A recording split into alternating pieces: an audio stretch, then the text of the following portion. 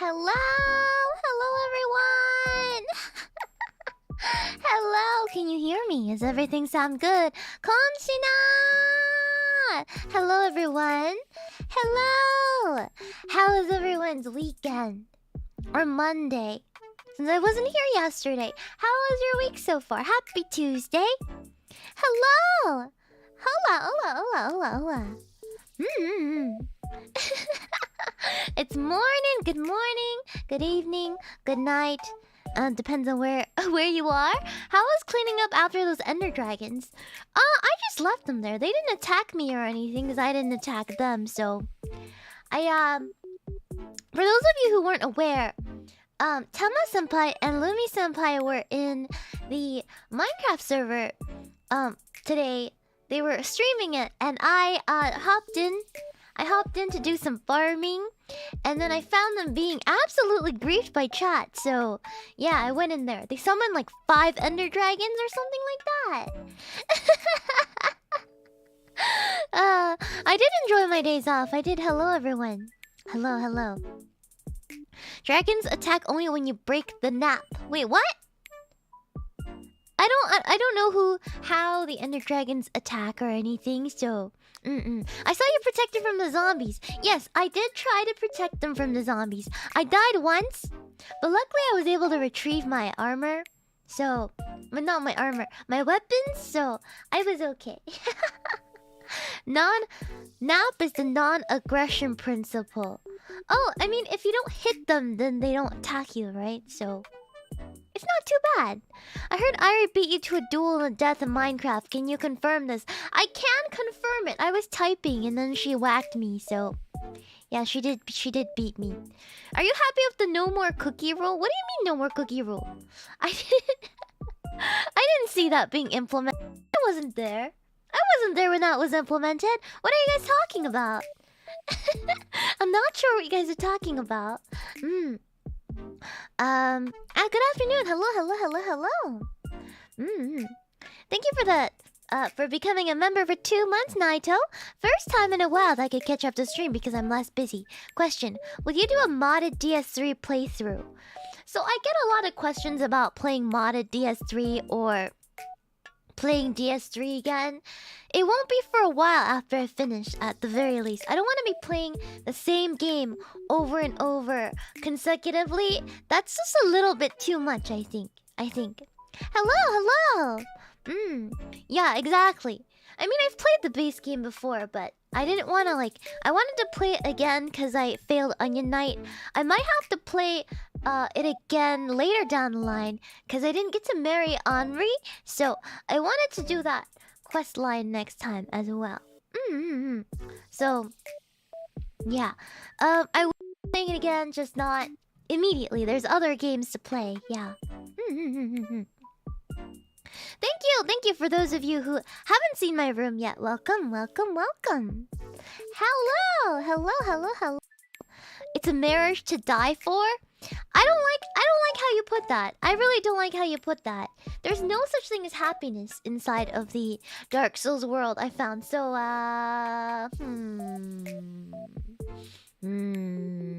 is it worth getting married for a cutscene that might end in tragedy? Yes. Would you consider co-op for extra playthroughs? Okay, listen, guys. Listen. I'm a sweaty Dark Souls player.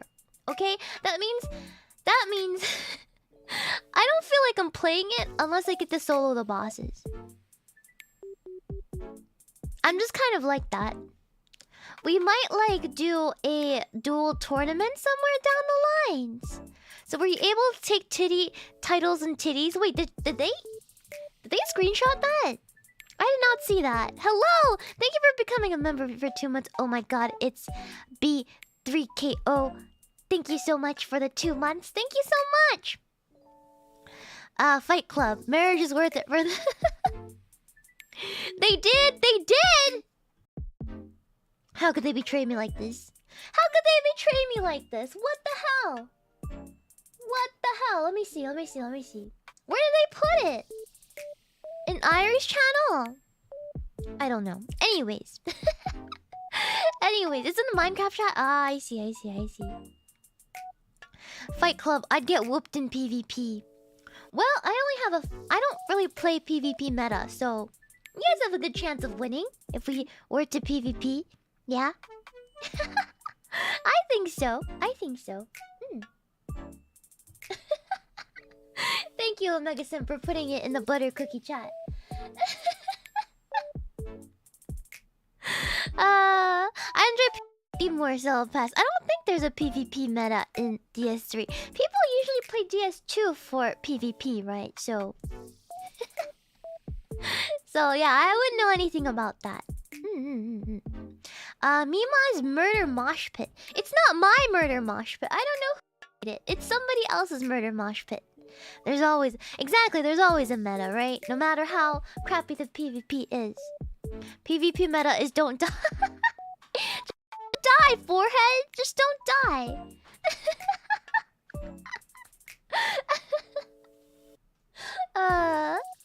Okay, so I don't know if you guys saw my tweet earlier today. I got up this morning at around 10 a.m. this morning, which is pretty darn good for a streamer, I would say. 10 a.m. and I got a work message, so I went to check it. I got my phone from my nightstand, and then I clicked on Sakana's message, and then I dropped my phone right on my face, and my nose decided that it was time to call Sakana. It was terrible. He actually picked up, and I hung up. It was mortifying. Absolutely mortifying. Absolutely. I will never live that one down. Terrible. Terrible way to start the day. How dexterous is your nose? It's not dexterous! I just dropped it on my face, and the angle I dropped it at, and like my nose touched the call button, and I hate touchscreens, man. Can we bring back flip phones? Can we bring back the Motorola Razr? Can we go back to those times? I'm not really into this whole smartphone thing. Yeah. No kick onto nose will probably kill you. Probably go straight through your skull. You've heard of butt dials, now it's time for nose dials. Don't lie, this probably happened to you before. Smartphones are foldable now. They're still touchscreen though, doesn't matter. If you use a Galaxy Flip and you opened it to check your messages, and then you dropped it on your face, you would probably still call somebody. So phones should need two-factor authentication before they let you call people. I agree. I rarely call anyone anyways. Why the hell would I call Sakana out of all people? Hello, no saying. I am good. Hello. Hello. Why don't you get a pop socket? Disgusting. It's like $15 for a little crappy piece of plastic. Listen, I am very frugal, okay? I don't want to spend money unless it's absolutely necessary. And I do not want a pop socket. I do not want a pop socket.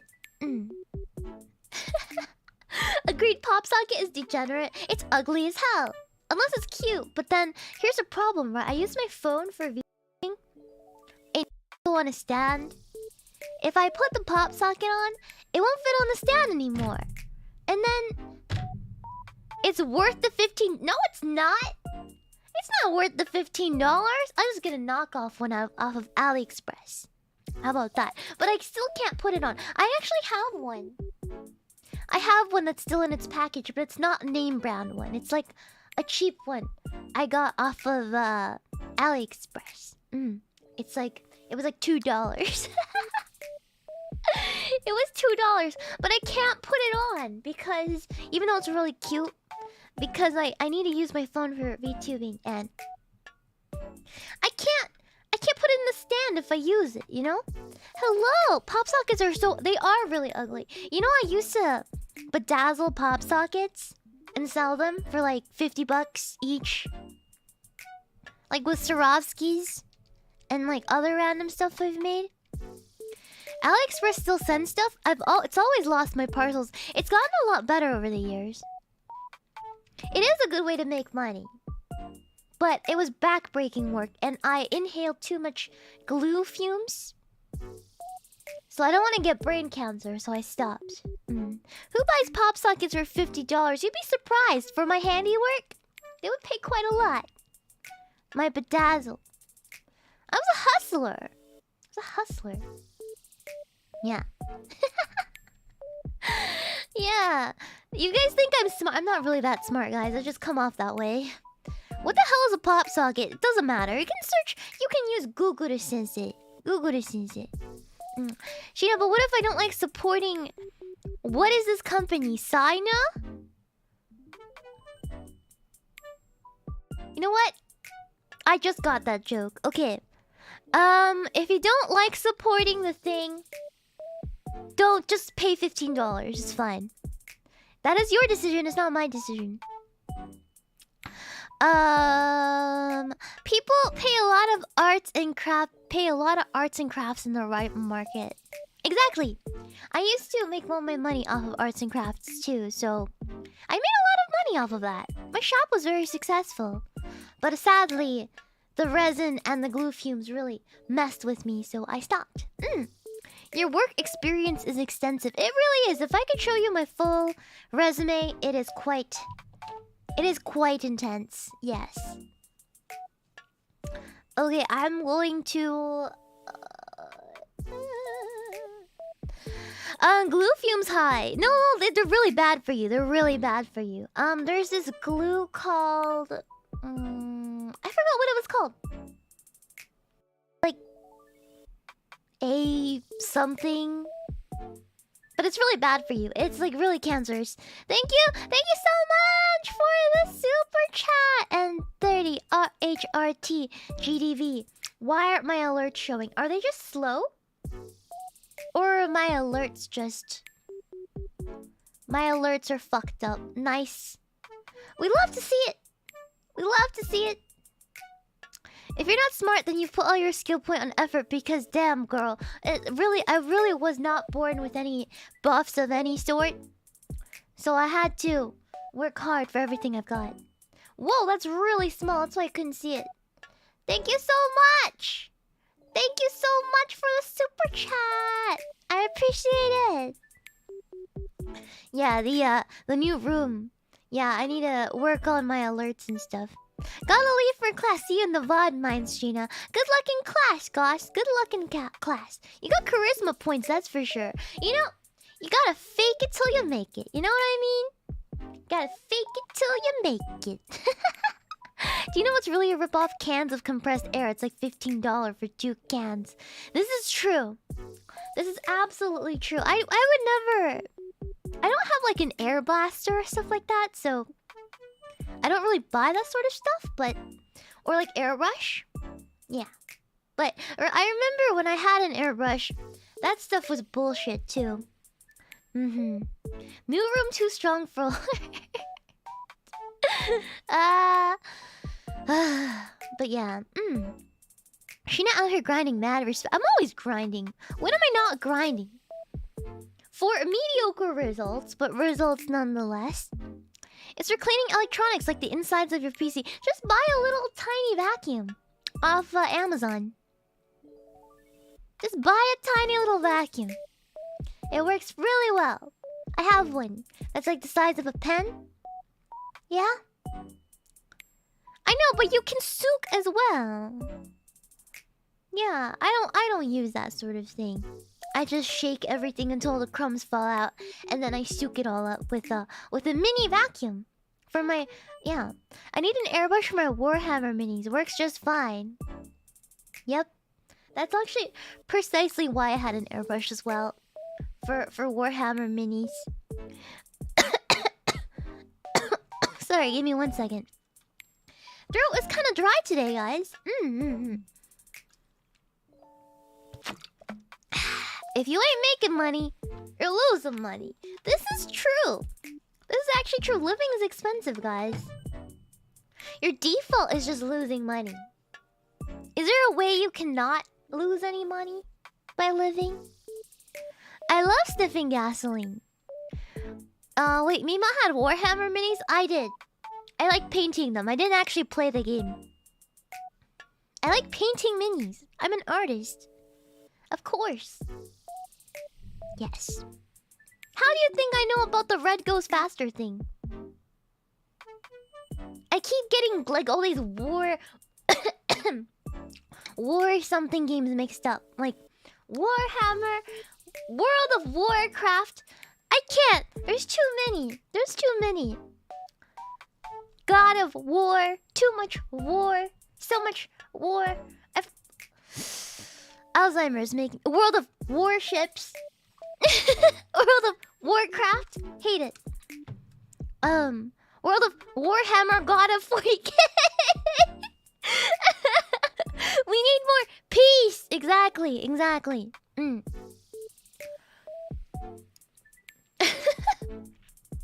Warcraft was originally sort of based on Warhammer. Oh, I didn't know that. But it would make sense. It would make sense. Yeah. But war is fun. No, it isn't. I don't find war very fun. I don't think I find any war games fun. I don't think I like any war shooting games or stuff like that. 40k is a very expensive hobby. It really is. Just painting the figures is very expensive.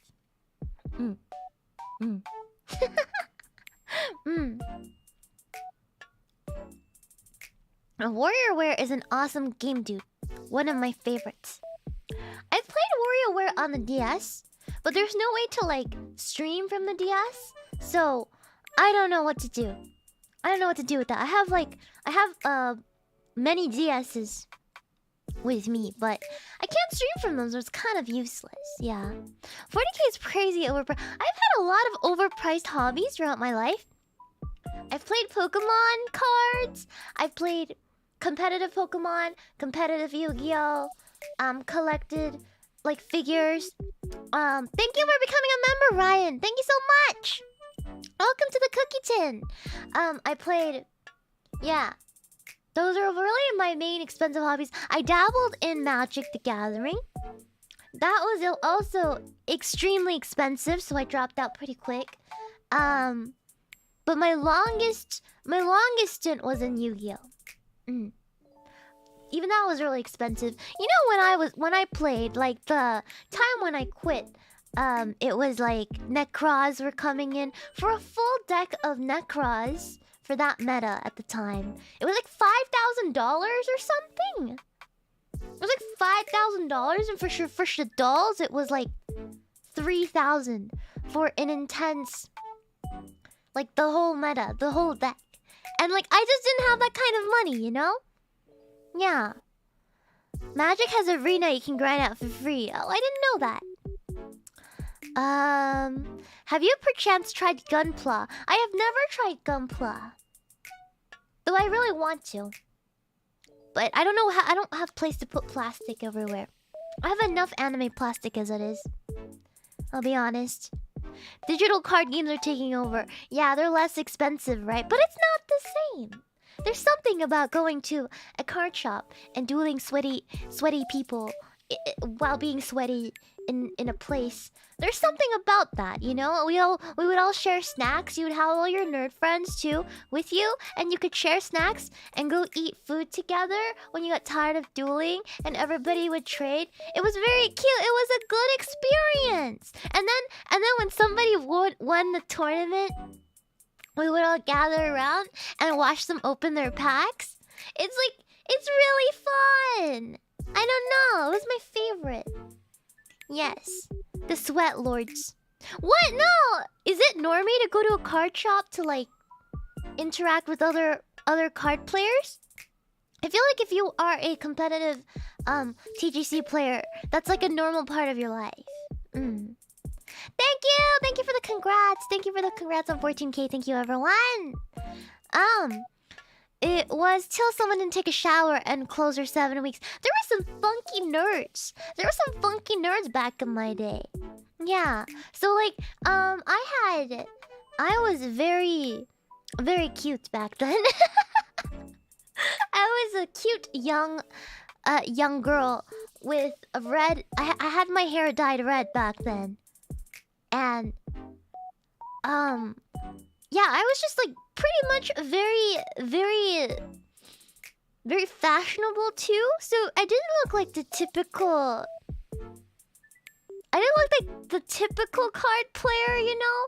So when I went in, sometimes people would think that I'm an easy target, so they would ask me to duel, right? Or there would be some times where there's people dressed in like, you know, fingerless gloves and like leather vests, cause they're like, this is what's cool in anime, you know. They're like total weeps, you know. And then they would come up to me and try to duel me completely in Japanese, but they didn't know Japanese.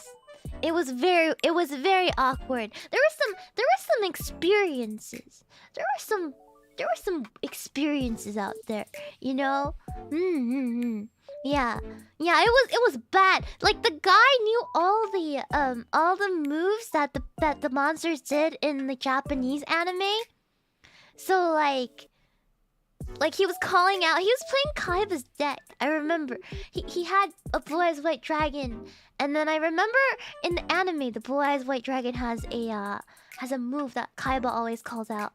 Hold on, Blue Eyes White Dragon. What was the move again? Blue Eyes White Dragon. Oh yeah! Horobi no Blast Stream. Yeah, somebody said it. Horobi no Blast Stream.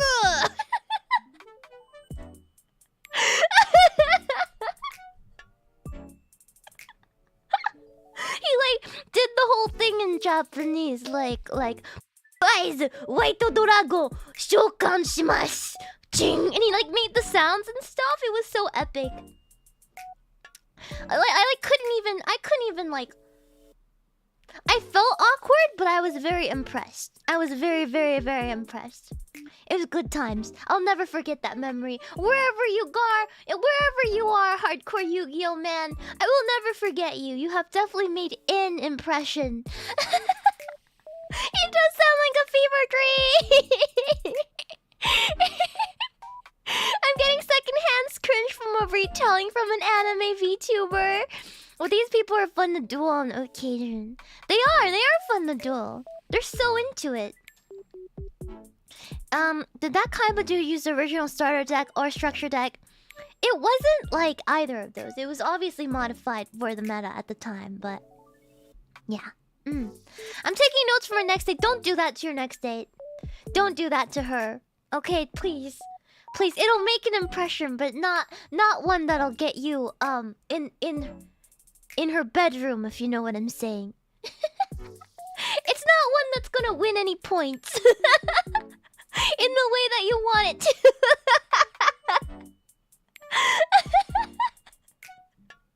What if they were a weeb like you? Listen, I'm a weeb.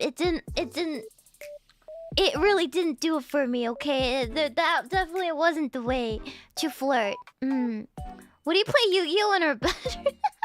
Probably. I have no idea. Godspeed. That guy has found someone of his dreams. Just don't be cringe. That's easier said than done, but don't be cringe. What if they don't want my Kaiba RP? They don't deserve me. Exactly. That's the right attitude to have, right? Best way to flirt? How do I know that? You think I know how to freaking flirt? You think I know how to flirt? You think I know how to do that? Listen to me, okay? I do not have the personality. I do not have the personality for flirting or any of that. You're doing it right now! What? They don't like me at my weep. They don't deserve me at my chat. There was one time, I remember. There was one time where I was doing. I lived in a naval city, so there was a lot of Navy guys that would come in and play Yu-Gi-Oh. I was surprised. They're just like on the naval base, and they would come out and duel Yu-Gi-Oh. You know, like wow. So there was a lot of like Military dudes. Thank you for the $10 super chat, Super Iron Bot. Thank you so much. Yeah, Navy guys, they're super. Yeah, they're like buff. They're like meatheads, and they like Yu-Gi-Oh. It's kind of fun because they see me and they're like, "Small girl, easy target, must duel." And so I would then proceed to destroy them, right? And then I love that look when their soul just shatters. The moment I steal their final life points and their confidence shatters in front of my face. It was my absolute favorite.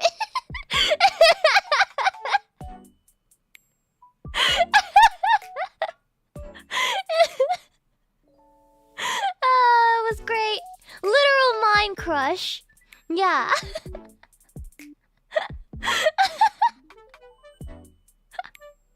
I'm just like a little ksogaki sort of duelist. I was really nice about it. I was like, nice duel, you know? Or the best is when I ended it within 2 or 3 turns. If I drew the right card at the right time, it was over for them. If I got Dark Law on that field fast, as like within 2 turns, it was over. It was over. But then Dark Law got banned, and then I left the game. It was a hero deck, yeah. I was a hero player. Did you play a milling deck before the? No, I never played a milling deck. No. Yeah. Cyber jar, morphing jar. No, I didn't have those. No. I am sweaty. I told you, I'm a very, very sweaty nerd. Okay, I was politely ruthless. Yes. There was one time I remember somebody gave me a Blazeman card. Blazeman. Elemental hero Blazeman. I remember it very well. Cause they said it would do well in my deck, and Blazeman isn't a particularly rare card. I just didn't have it at the time, but they gave me Blazeman, and I was like, "Oh, thank you. That's a really funny card, cause you know, Blaze jokes. You know what I mean?" And then I've come back to that store the next week, and the guy apparently told everybody that we were like in cahoots, which was completely untrue. I'm like, is this because you gave me Blazeman? So I gave him back Blazeman. So I gave him back Blazeman. I was like, I'm sorry, I didn't know that's what you meant by giving me Blazeman, but I will politely decline. Thank you so much. And I never went back. Yeah. What's a Blaze joke? I'm not gonna say it, but chat knows. You don't need to understand it. Blazeman, exactly. Imagine. That's not how you ask someone out, by the way. You don't give them elemental hero Blazeman. That's not how this works. Not even in the Yu-Gi-Oh world. Thank you. Thank you for becoming a member of Manuel Castellanos. At least use a better card. First edition Blue Eyes White Dragon.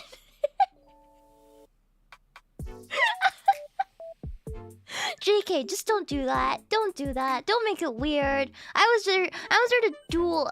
I was there to duel, not try to, you know, mingle. If you know what if you know what I mean. I wasn't there to mingle. I was there to send people to the Shadow Realm.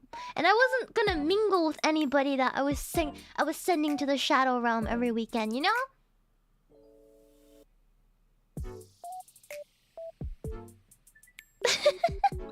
I was there to crush.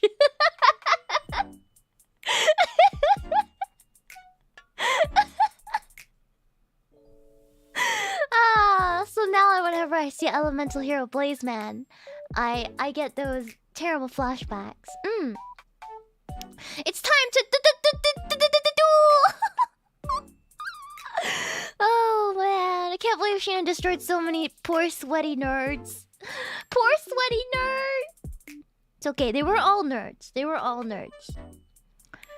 Master Duel stream when... So I don't know how to play anymore because I never understood pendulums and I probably never will. Did they get rid of pendulums? Or do they still exist? I left the game after pendulums. It got way too freaking convoluted. Still exist? Yeah, that means I will never play. JK, never say never! Never say never. They exist, but only nerds play them. Pendulums are far from meta. Oh, thank God. I fucking hate pendulums. Ugh. Ugh.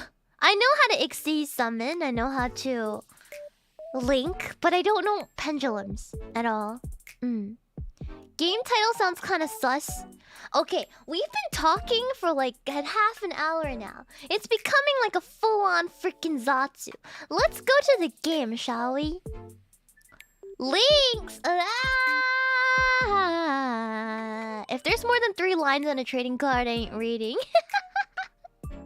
Yu-Gi-Oh! Is a reading game. You're supposed to remember all your special effects on every card. You're okay with the Zatsu? It's not a Zatsu stream, it's a gaming stream! We need a young Shiina Zatsu. What's a young Shiina Zatsu? Well, I can draw what I look like when I was younger. Many hairstyles I've gone through. Many phases. Yes. I could draw the stuff I used to wear. I know how to synchro summon, yes. Girls in card shops are pretty normal here. I wouldn't talk to them. What about the girls in the card shops? I stopped playing right after the Helios cards came out. Yeah, I don't think I ever played when Helios came out. Synchro summon. Synchro summon. Do you wear the princess hairstyle, Meemaw? Yeah, I do. I've actually had bangs pretty much my whole life, so... What you see is what you get. I enjoy hearing about Shiina's putting out S energy in card games. I'm pretty sadistic when it comes to card games, but sometimes you get really nice nerds who would teach you things. I really like that. I really like when they were really nice to me. Sheena's a tom. I'm not a tomboy. I was never a tomboy. I was always very girly. I was always very girly with nerd hobbies. So it was difficult to mingle, right? Because you didn't quite fit in with you know, I didn't fit in with like the popular girls because I was too nerdy, but I didn't fit in with the nerds because I was like too girly. Yeah. In high school, people thought I didn't speak English. They thought I didn't speak English. I was just known as that girl who looks like an anime girl. Thank you for your $5 super chat, Biggie Dubs. Sheena Storytime is best. Thank you so much for the super chat. Thank you. Yeah, the anime girl. They called me the girl who looks super anime. Yeah, and they really didn't know I spoke English. Every year when I went back to class, some person would just be like, "Konnichiwa," and I'm like, I speak English, you know. I speak English, and I've been here last year, and I know you. You were in my math class.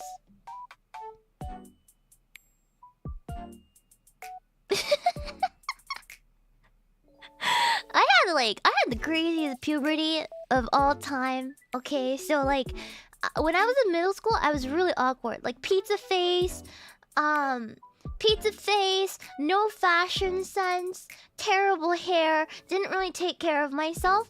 And then the summer between high school and me graduating middle school, I went on to like a big research, and I was like, I'm gonna be hot for my high school debut. So I lost a bunch of weight that summer. I got new clothes. I learned how to do my makeup. And then, you know, in middle school, I was like bullied to the point where people would stick gum in my hair. Like, I would be waiting in line for lunch, and they would be sticking gum in my hair. And then I had to cut it out with scissors in the bathroom, to get it out. Yeah, like literally 5 boys. They told me that I was too ugly to hang out with my friends. Because my friends are really pretty. Everybody had a crush on my friend at the time. And like, I was one of her friends, right? And yeah, they would all stick gum in my hair. One in the middle of a circle. Yeah. So I went home with choppy hair, and from that day I swore that I was going to change myself. So I started everything, and then I became very cute. I became very cute once I got to high school, and one of the boys that stuck gum in my hair when I was waiting for class to start, he actually sat beside me and asked me where I came from, who I was, and then I told him to fuck off.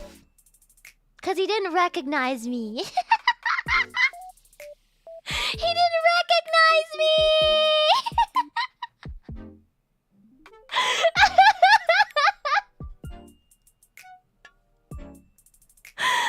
Karma's so good to me, baby! It's so fucking good to me! It's so good! It's so good! From then, yeah. Truly the guts of VTubing! But my personality was a little... My personality is a little weird. I was a little intense. For a person my age, really like... I'm not gonna be with anyone. Unless it's like... Unless we're like...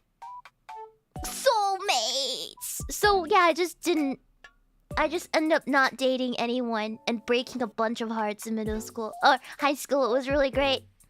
It was really great. I was a weird sort of jaded sort of girl.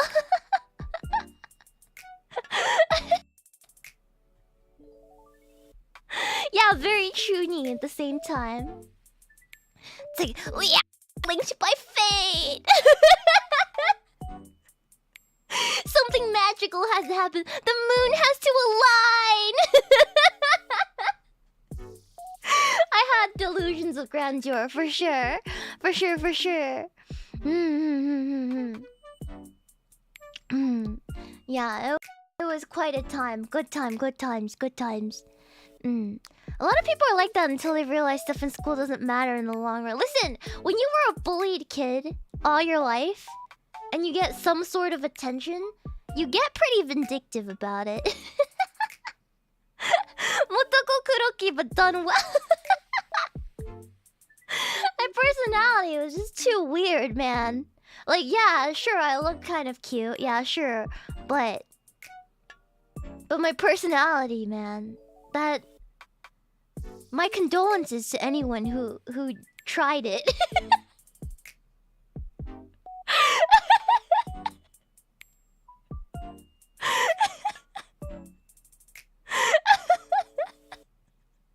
I was tuning for a bit, but never went over the top.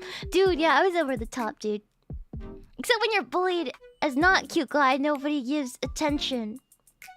That's the cruel part of life, right? That's the cruel part of life. So when are you getting to be married? There's a lot of gotta take to eventually get married, okay? So, yeah. Blooming told people who wrote her love letters that they're cringe. That's a little mean, but I can see myself doing that. The worst story. There was several really weird ones. There was one time where there was a guy who'd wait outside of every class just to carry my bag for me. I didn't ask him to do this. He would just appeared one day like, "Hey, I can carry your bag to your next class." And I was like, "You don't really have to, guy. Like, that's really nice of you, but you don't need to do that." So he did that for like several weeks, and I was like, "Bro, like, this is kind of awkward." You'd be like waiting outside. I thought it was a one-time thing, you know? Like, why are you carrying my bag? How did you memorize my schedule? That's a little much. Yeah. Yeah, so eventually I was like, hey guy, I don't really want to lead you on. I'm not really interested in a romantic relationship. Um, I don't want to lead you on, so like, you don't have to do this for me. If that was your intentions. And so yeah, he stopped. But like, yeah. I'm like, there's probably better ways to show that you like someone. I let him down. I let him down. He stopped. Yeah. Here's the thing, right? Here's the thing. I remember the worst story was like he was a part of a friend group. And that friend group, there was like several boys in there who liked me. And so they would one by one just try it. And I'm just like, why? Why would you? This is like weird to me, you know? Because they're like upperclassmen. And I was like not really interested. And so, like I knew. I was like that kid that's like, they're all gonna turn 18. And then it's gonna be weird. So I'm not gonna date. So there, the last one, he was my neighbor. He was actually my neighbor, which really sucked because he knew where I lived, right? Like he knew where I freaking lived. And like, he would knock on my door at like 8 p.m. at night when I'm like studying for exams, and he was an upperclassman, so it was really awkward.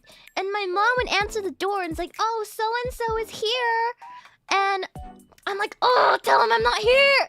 But he knew I was home because he could see the light was on in my bedroom window. So it was really bad. And then I remember there was one time he like trapped me in his car, but like just told me about how hot he thought Lily Pichu's voice was. Which was really awkward. I will never forget that. I think his point was he wanted to compare my voice. Because like my voice is pretty high pitched too, right? So I think he was like comparing my voice to hers and he's trying to like make a point, but I completely missed the point. And like he's just like, "Oh my god, Lily Peach's voice is so sexy." And I sat there for like a whole 2 hours listening to him go on about Lily Pichu. And I was just like, this is the weirdest. Can I get out now? Can I leave? I don't want to be rude, right? Yeah, for 2 hours! 2 hours! That's a full stream, right? A full stream. So I finally left. Well, luckily the car was parked like in the parking lot outside because we were neighbors, right? So it was terrible. It was terrible. 2 hours of rambling about how hot Lily Pichu's voice was. Yeah. It was suffering. It was true suffering. So now I love Lily, by the way. I love her content. She's she seems like a lovely person. But every time I see of her or think of her, that is that is what I think of.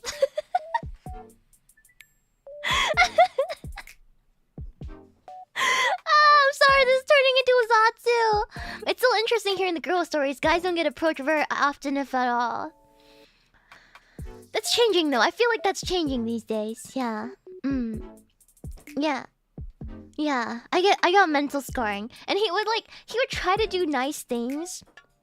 Like, this turned sinister pretty fast, but he'd try to do nice things like give me Starbucks in the middle of the night. But Starbucks is closed. So, I don't know what he put in the coffee, so I never drank it, you know? Like, he would knock on my door at like 10 p.m. and give me coffee or things to drink, and I just like threw it out. I said thank you, and then I threw it out. Yeah, which was really, really smart because eventually he started obsessively texting me like every 5 minutes to find out what I was doing. Even though he texted me everything about what was going on in his life too, what his sister was doing, what his mom was doing in the house. And like he was like one of the smartest kids of the upperclassmen. He was like one of the top 20 students. So I like didn't want to be too like mean, you know? But eventually got too weird where I just texted him straight up like, "Hey, like texting me like a lot. I don't think we're like that close." Like word for word, I said, "I don't think we're very close at all, and I don't think this is an appropriate amount to text somebody. If we are just not really like super close to each other, you know what I mean? Like, I feel like you have intentions, and I'm giving you the opportunity to let me know what those are, because I don't want to like drag you along for the ride. I don't want to like lead you on or accidentally lead you on, you know? Because it was getting really weird, and then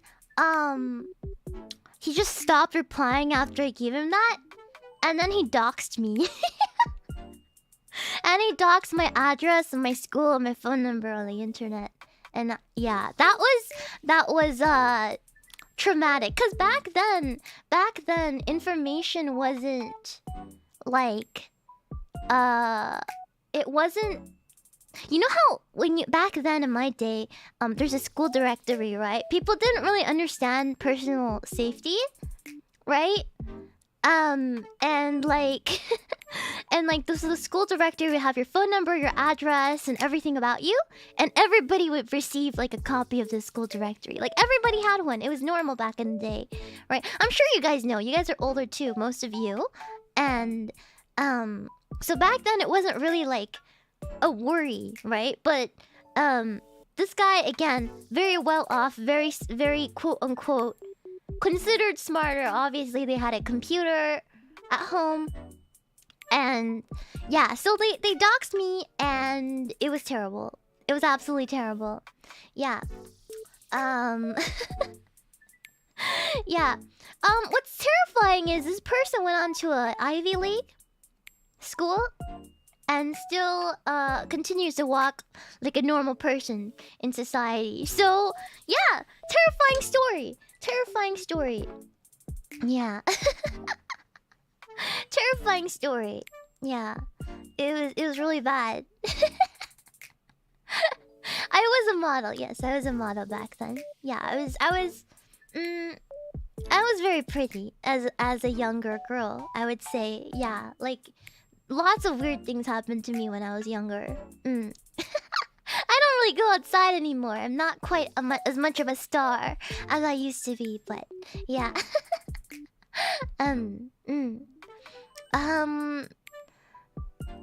What was Amanogawa's opinion about this guy? What do you mean? He doxed me. I think it was okay up until that. I thought he could have understood, you know what I mean? It's okay if you feel awkward and never talk to me again. That's fine, but yeah. I'm a hikikomori now, more or less. 5'1", I wasn't a runway model because it was way too short to be a runway model, but I could model for like Taobao catalogs and stuff like that. So I was a catalog model on online websites. If you guys been on Taobao or AliExpress, you might have actually you might have seen me without knowing. Yeah. Not for kids catalogs. No. No.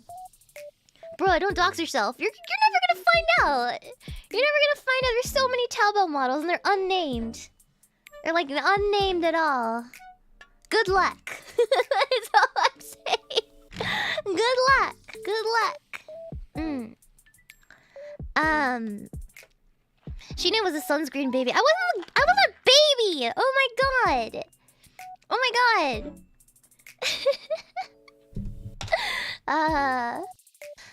I have a shotgun. Yes, I do. Try it. There's a reason, right? There's a reason I have a shotgun. There's a reason, right? It's not just like, oh, I'm gonna buy a shotgun on a whim. No! There's reasons. It's a deterrent. It's a deterrent for a lot. Yeah. Not for a shotgun marriage. No! No, but yeah, there's a reason for that. Yeah. Keep your iron by your side. I'm a little paranoid. I'm actually a pretty good shot. I'm a pretty good shot. I go to the range and shoot. Mostly handguns. I'm really good with a handgun. Yeah. I'm pretty good. I'm pretty good with a Glock, but shotguns are scary actually. I still shoot, but they're not as comfortable for me as like a handgun. I don't have a favorite handgun. I just shoot random ones. I try them out. Just the basic ones, you know, like the Glock. Ever shoot sporting clays? Yes, I shoot sporting clays. Been browsing Taobao for a while, still wondering which one is Shiina. Since most of the stuff are limited items, you probably aren't there anymore. Thank you for the $5 super chat. It was quite a long time ago, so I won't be surprised if you guys haven't seen me now, or all those pictures are gone.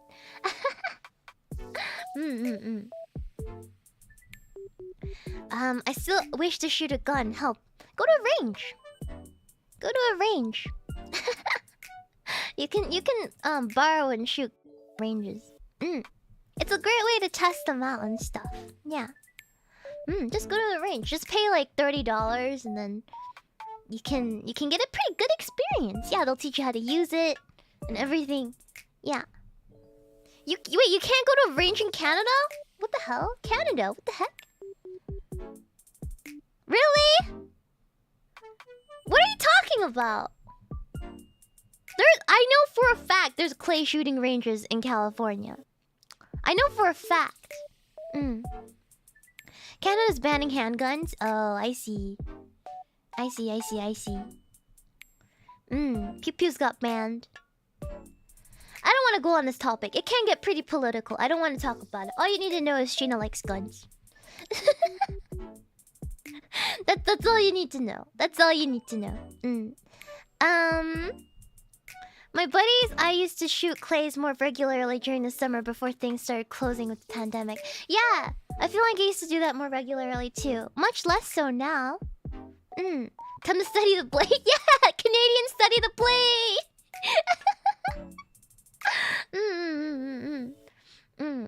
So anyway, let's start blasting.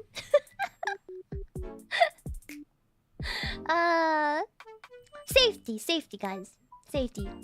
I want to tell everybody that I'm all for responsible gun ownership. It's really easy to get one. I'm not even gonna lie, it's really easy to get one. It's really easy to get one. I just wish everybody to be really responsible, because it's... Yeah, you don't want blood on your hands, right? So... unnecessary blood on your hands. Easy if you have no priors. Exactly. Sakana needs to learn to dual wield to protect himself from the sad girls. I'm not gonna go and murder Sakana. Like, I joke about murdering Sakana, but I would never murder somebody. Unless my life was in danger, then yes, I might retaliate. You know, if you try to rob my house, you know, I can't guarantee you'll walk out with your head on, but you know, as long as you are a normal person or an honest mistake, I'm not gonna like kill you. I don't plan to kill anyone. Hello, Roa. How about bow hunting? I've never been bow hunting. I really want to go. There's a range close by. I kind of want to go. Yeah. Pumped Up Kick starts sounding. I can't believe they played that song on the radio. Like so many times. I can't believe they let that on the radio. If you know about the story of Pumped Up Kicks, it's pretty intense. Meemaw is savage. I've lived a life. You gotta be a little bit savage to live my life. Good song. It's a good song. I agree. People listen to anything as long as it sounds nice. This is true. K-pop. All these teeny bopper girls who like K-pop. All these teeny bopper girls who like K-pop. They don't know what their opar is saying. Thank you for subbing. Thank you. If you like the shootings, you might like the swing, fling, and blowing. Yes, I like the pew pew, so definitely I like the swing, fling, and blowing. Yeah. It's good you're ready to protect yourself. Yes, I know MMA too, so I can throw my fists. I used to do MMA too. I used to train really hard when I had abs. I did Krav Maga. I could take you out. I'm not as strong anymore, so probably not before, but yeah. I trained really hard. I had abs and everything. But of course my strength has left me, so I'm back in the gym now. I'm trying to get back to that sort of fitness level because I was very healthy. So, yeah, 1 million hours of training. I spent like 2 hours every day in the gym doing something without fail. There would be times when I'd spend 2 hours in the gym and then I'd have an hour MMA training and then I would go home, could not move a single toe the next day, forced to get up, do it again and again and again. It was very painful. And sometimes after each session, I would throw up. It was like when I started MMA, I threw up for a week straight. After every lesson for like a week straight. And then the next week, I threw up every other day. And then, yeah. I trained very hard. Any tips on core fitness? I don't have any tips, actually. Just try a lot of things. I would say planks, full body workouts, sort of strength is better than nothing. Just strength training is better than nothing. The more muscle you have, the more calories you burn. So, I was eating so much too. It was insane. Mega crab Maga. Thank you for the super chat. Hero of effects. Yeah, I was always a tryhard. Here, it wasn't a very healthy mindset. Because I was bullied throughout all of my youth and had a lot of those issues and in school with people, I really hated myself. Like, yeah, I knew I was pretty, but I hated myself. And I thought instead of like self-harm in a way that's like typically what emo kids, like self-harm in making yourself bleed. I thought, well, might as well channel that negative energy into like something a little more productive. So I went to work out instead until I dropped. Yeah. Yeah. Thank you for the $5 super chat, Rolla. You really didn't need to do that. Thank you. Yeah. Self-harm, it's still kind of detrimental because it wasn't very like a healthy mindset, but it's definitely better than say like cutting myself or stuff like that, because that's not going to be that productive, right? So I was like, well, if I really don't want to live anymore, then at least I'll die by trying this. I'll do this or die trying. And I felt like that was really the path to a lot of my recovery. That was just like good enough for me to move on to better things. Yeah. That's the redirection people need to realize they can do, right? Even if it comes from a really bad place, it's like the first step. It's the first step to a better life, to a better mindset. So I took that step, And I would like to thank my mom, my mother. She actually went working out with me during this time and also got really fit. She was my coach. I'm really grateful for her. Yeah, hello. My mindset is watching VTuber is fun.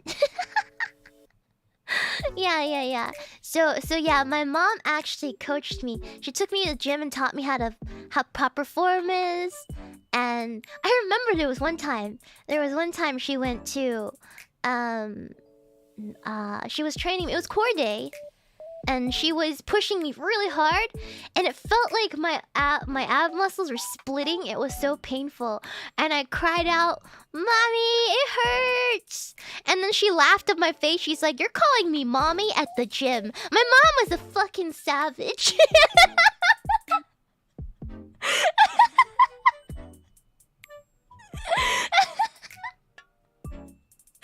Ah.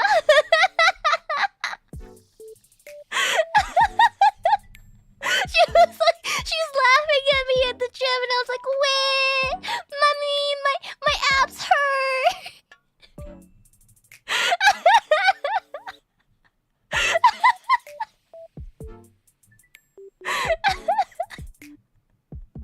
It was great. It was great. I love my mom. I love my mom. She's watching. Don't out yourself, Mom. I know you're watching. Don't out yourself. Don't dox me. But yeah, she's watching. Just so you know, guys. She's always watching.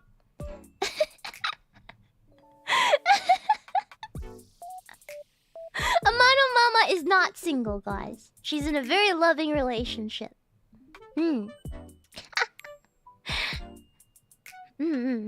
She's with a nice man that loves her very much. So, Can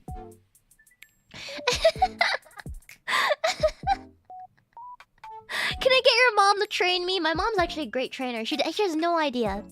She has no idea. She's like doing chemotherapy, and like she's very ill. Very, very ill with multiple diseases. So she can't really do that anymore. But yeah.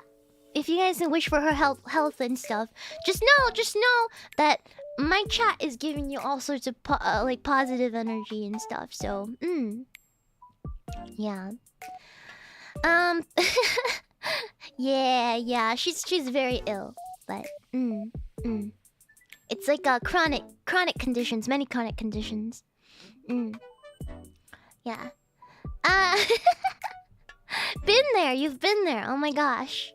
My heart goes out to all who've gone through chemotherapy. It's a rough treatment. Yeah. I like how her hair is basically... It is space!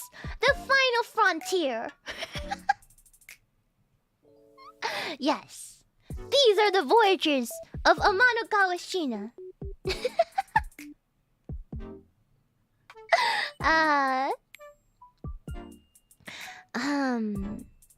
Let's see.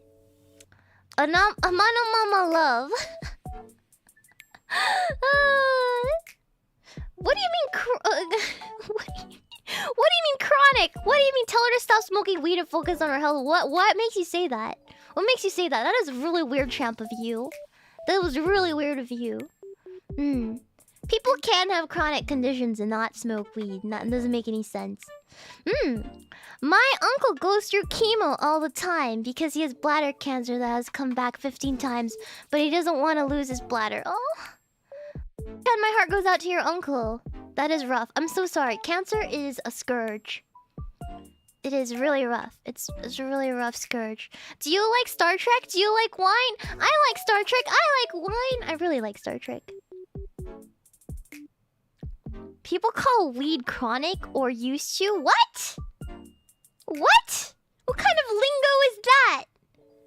Chronic is a word, okay? It's not slang. I don't understand. What makes you think I'm speaking slang here, my friends? When have I ever? When have I ever? They used it in the 90s. Makes sense. I didn't know what... Really? I did not know that. Yeah, chronic just means long term. Long term. Not mean weed. That is a weird segue. Meemaw is fluent in French and mauling. Oh my gosh. Thank you for your $2 super chat. Is it true that you're a time traveler? I mean, I've lived a long time. And I've traveled through time and space. Does that make me a time traveler, though? You decide. I think that's a physics question. I think you're a physics question. That's a physics question, Ryan.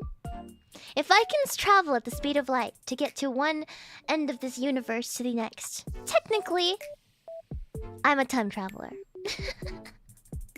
E equals mc squared. Did Shiina create gravity? I created all the stars in the sky, so... No, I didn't create the forces that bind the universe together, no. But I did create the stars that go in it. Do you like Steins Gate? Steins Gate's not really my thing, personally. I couldn't, what's that one character that goes... that otaku-san who talks like this.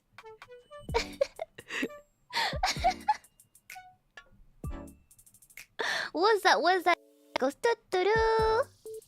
Yeah, Daru-kun.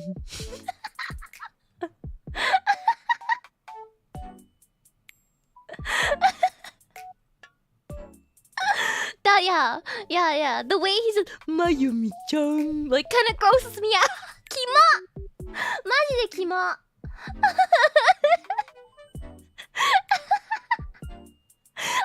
I did this Daru voice before, and Iori senpai told me I sound like Crayon Shin-chan. Oshiri, oshiri.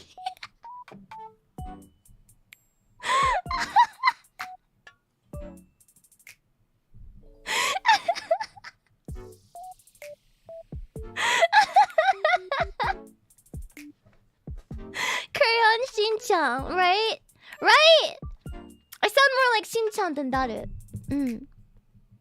Yeah. The hippo woman? Oh yeah, the hippo woman! The hippo woman, Aguretsuko. Let's-go-chan.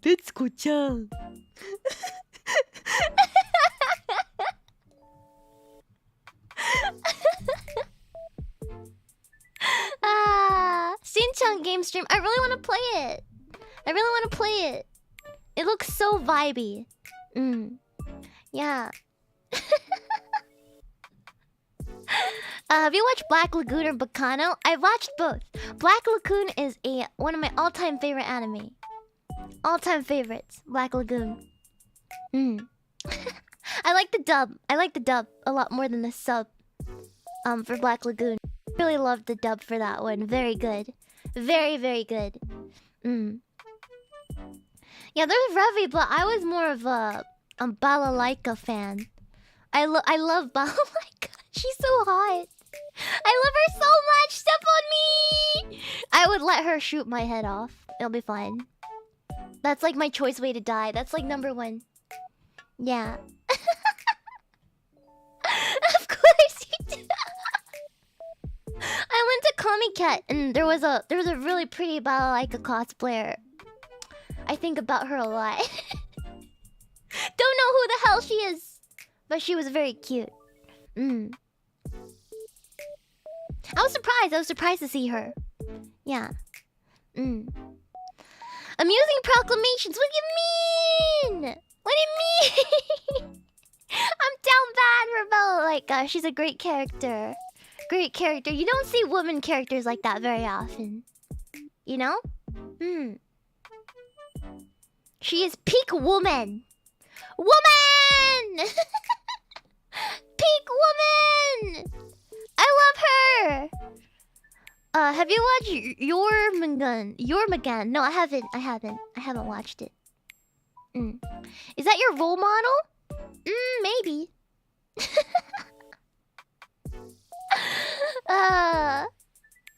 Watch it. Okay, maybe if I have time. Housing Ultimate. Okay, we're never gonna get to this game, guys. So we've been talking for so long, but it's okay. It's fine. Have you read Chainsaw Man? You would like Makima. I have not read Chainsaw Man. I plan to though. Looks really good. Looks really good. Game? What game? What game? So I guess I was gonna talk about this before we segued into this crazy thing. My health is really bad. I have a genetic predisposition for heart issues. I was born with a heart murmur from the very start. So yeah, when I was younger, they used to run a lot of tests on me. I was hooked up to an EKG. If you've ever had heart problems, you know what an EKG is. They put you on a table with a bunch of like sticky things on your body, and then you lay there. They might like tilt the table to see how your heart reacts to like different elevations. Yeah, so I have a delicate heart. And like with that, I guess I'll tell you a little bit about my hypertension. Yeah, because typically it doesn't happen to women. Typically it doesn't happen to women unless you're extremely overweight or you have like there's something going on. But for me, I'm genetically predisposed, so there's like a lot of issues with my circulatory system, and it didn't used to be that bad because I was very healthy. I was very like active and I ate well and stuff like that. But since my job 2 years ago at my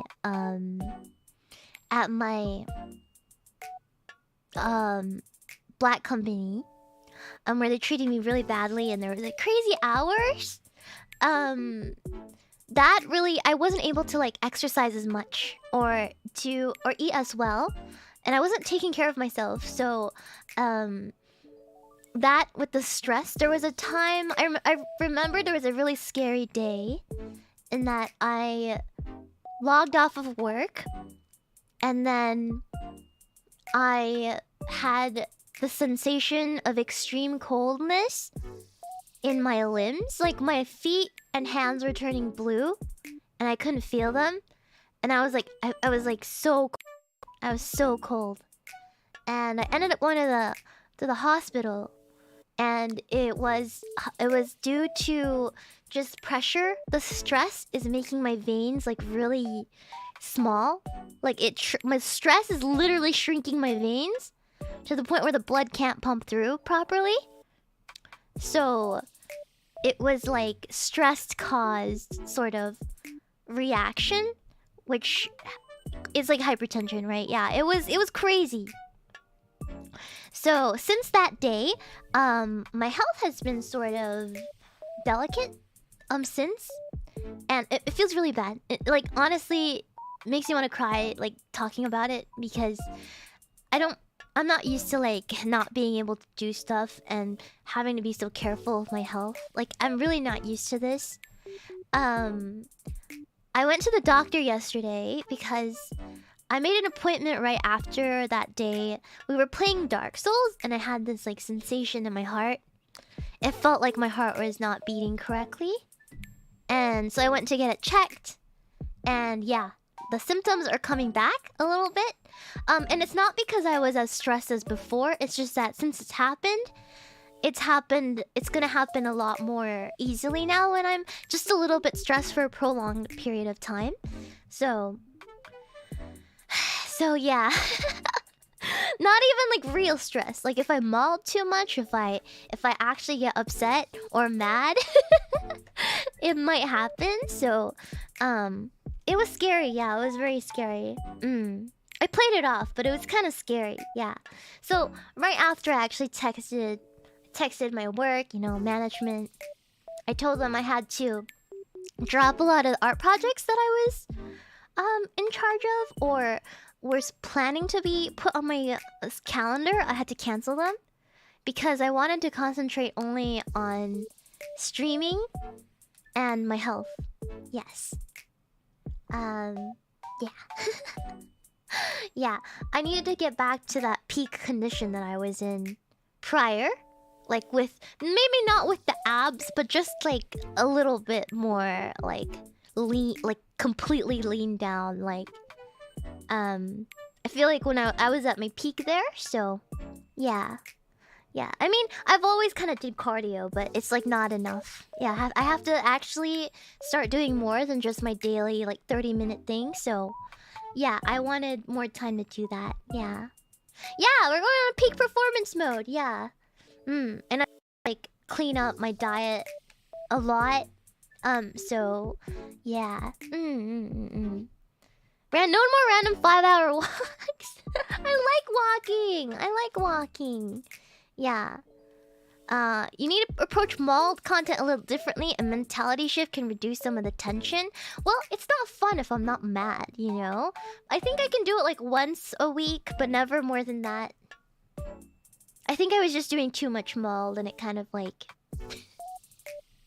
the reason my mauled is so fun, I think, is because I actually get mad. It's like real maulding, you know? It's like not an act. There's like... When I'm mad on stream sometimes, like, I'm really mad. Like, I'm really annoyed. So, like, I think that's what makes it kind of fun and genuine, right? So, yeah. Real uncensored mauling. Streams like this are really fun too. I'm glad you guys like it. You versus someone who will die of a heart attack playing a horror game first. Here's the thing, right? My blood pressure... sometimes it's too low, sometimes it's too high. Like when I started streaming, I remember when I first debuted, my blood pressure was so low that the doctor was like, there's something wrong with you. And now, my blood pressure is a little too high. Like, I don't know what's going on with me. Nobody knows, but it's very sensitive. It's very sensitive. My sister is an EMT. She took my blood pressure. Was like, you need to see the doctor. You have worse vitals than some of the people I've seen that's like dying. And I'm like, oh my. So, just a little. It's not too bad, but it's still something to be concerned about. Yeah. Thank you for the super chat, Arclight. Would it help if us Spurgy types tone it down a little bit more? Guys, I don't think you guys are too quote unquote. I don't like using this word. Spurgy, because I have a lot of compassion for those with autism or on the spectrum. Like, I try not to joke about it too much, you know? But no, don't worry about it. If you guys are out of line, I will let you guys know, or a mod will. Don't worry about it. Don't worry about me, guys. You guys are doing great. Yeah. I like the word because I got the spur too. Head pats all around. Head pats all around. Everyone's somewhere on all spectrums. That's the definition of a spectrum. Autism is what I am. I know I have a lot of friends that are on the spectrum, so I don't find it that weird, honestly. I don't find it weird at all. Sometimes it goes off as a personality quirk, you know? I think Asperger's is still considered part of the spectrum, yes. I do believe so. Though I'm not a doctor, so don't take my word for it. Don't quote me on that one. Yeah. I have suspicions. I've taken tests. There was suspicions where it's like, I think you might be on the spectrum, and I'm just like, haha, and I never went to check. So,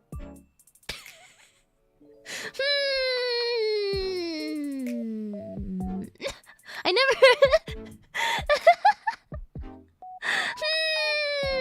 We don't talk about that. Pro gamer move. I just swerved. I just swerved. Yeah, I'm the spectrum of awesomeness. Exactly. I remember.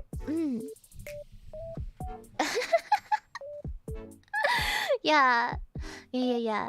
Whose spectrum is pro gamer? I don't know.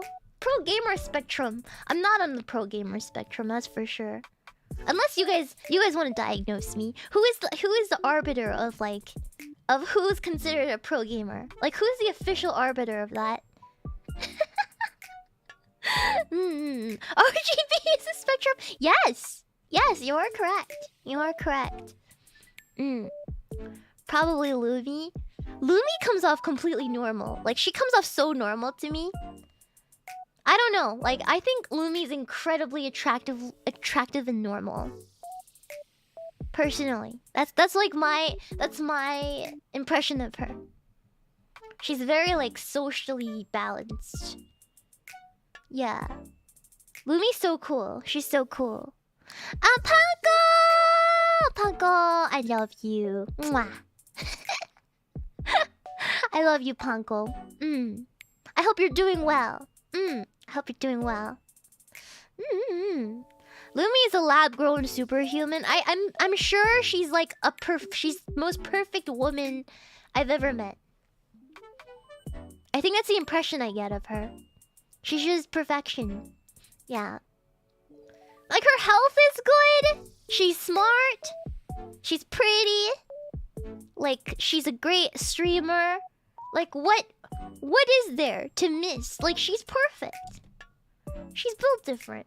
She's super productive. She's pretty awesome, I would say. She's pretty ultimate woman, I would think. Oh, okay.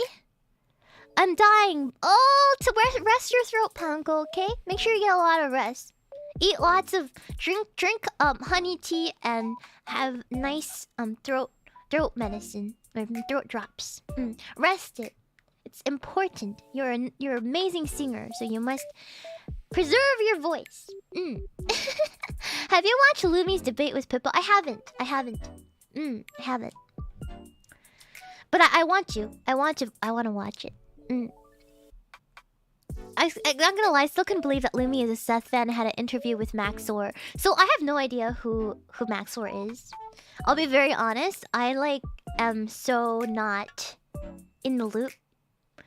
I asked who Dream was. I have no idea. Like, I don't know who these people are. I know Olivo TV. I know Tyler One. I know a Asmongold. I know some content creators, but I don't know some of them. There's too many. It's all Zoomerling though. Yeah. Welcome to the butter cookies, Demetrius. Thank you so much. Thank you so much for your membership. It really helps me out, guys. Like, sincerely thank you for membering. That means a lot to me. Like, sincerely. It makes me really happy when I see somebody member. That means like you're pledging your continuous support, and that like that's like very important to me.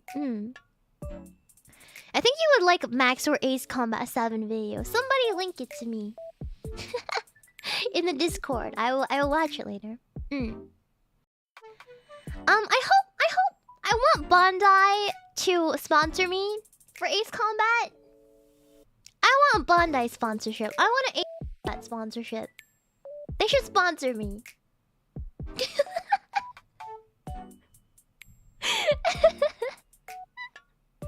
I want it. And I want that FODMAP food company to sponsor me too. Yes. Bandai! You hear me? I want your sponsorship. Shiina featured for AC8. I should be a character. Like a PNG, like the dog. Clip it and ship it. I definitely buy the next AC game with Shiina in it. Put Meemaw in Tekken. Dude, am I not already in Tekken? There's a character that looks like me a lot. They already have Idolmaster though. That's true. Somebody post the Maxer video on Discord. Thank you. I will watch it after stream today. Who, the Polish girl? What Polish girl? I don't know. I don't play fighting games. I don't really play fighting games myself, personally. Thank you for the tips, Sebastian Athea. Thank you so much. Did I miss any tips? Hold on. I really should have Streamlabs open. I'm so sorry if I miss your donos. It means a lot to me, guys. Stream elements. Let's see here. Login? It's not even logged in. What the hell? Lily, yeah, Lily, the French girl. Yeah. She looks like me. range too. It's great. Thank you for the super chat and 30 HRTGTV. Please ignore me. Never! I will not ignore you. Thank you for the anonymous tip. Health anxiety is the worst thing. Nobody thinks they'd let themselves be affected. But when it does feel all-consuming. Your boldness is your best weapon. I have complete faith that you'll pull through. Take care, nerd. Thank you so much. Thank you. Thank you, thank you, thank you. I will pull through like I have every single time. It just takes a bit of willpower, but it's fine. It'll be fine. Hi, Shiina. Please share with Shiina Mama. I had infrared, but can't read it. Keto and seed fair. Thank you, thank you, thank you for your advice. She has done keto, but yeah, she has done keto. She's done keto. But yeah.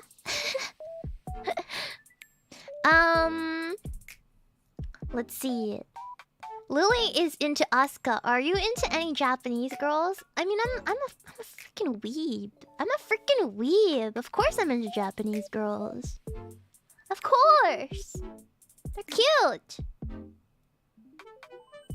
How do you say female fish? It's just poisson. It's just poisson. It's just poisson. There's no female fish. I wish I was in a Ragnar! Yabai! Yabai じゃん.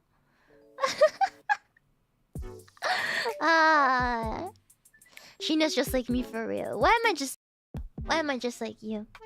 Because I'm into Japanese girls. You're cute.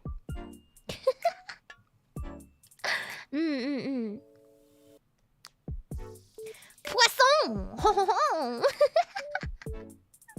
What's your type for waifus? I have a pretty wide range of waifus. I tend to like a lot of smaller characters.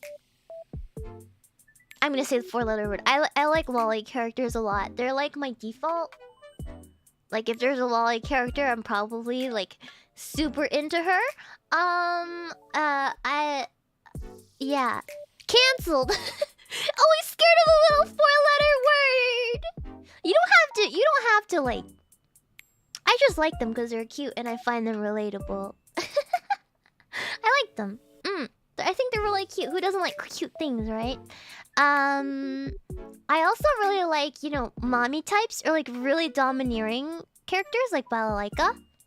So it's like two extremes, I guess. Like, but then there's some characters like in 86. The main character in 86. I forgot her name already. She is so cute. She's so earnest. There's something about her I find really relatable. So I really, really like her. Yeah. Yeah.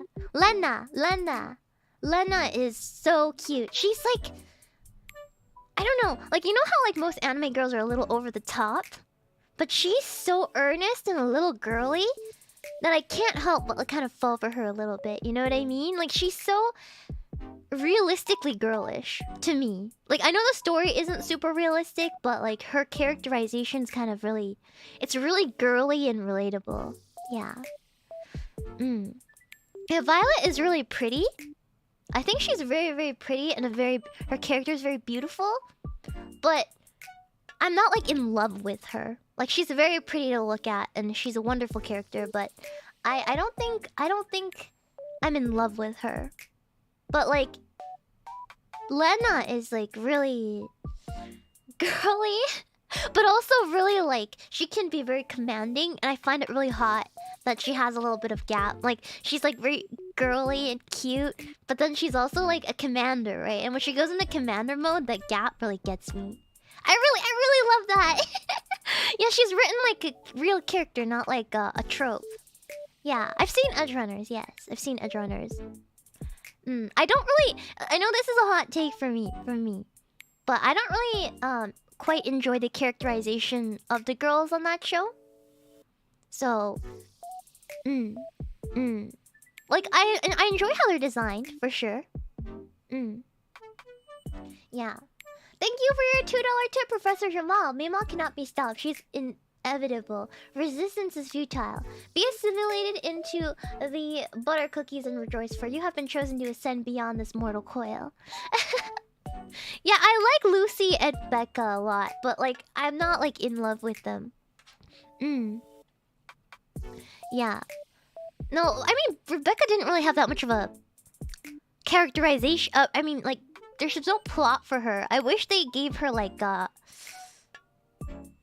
more important role, but she's fun to watch for sure.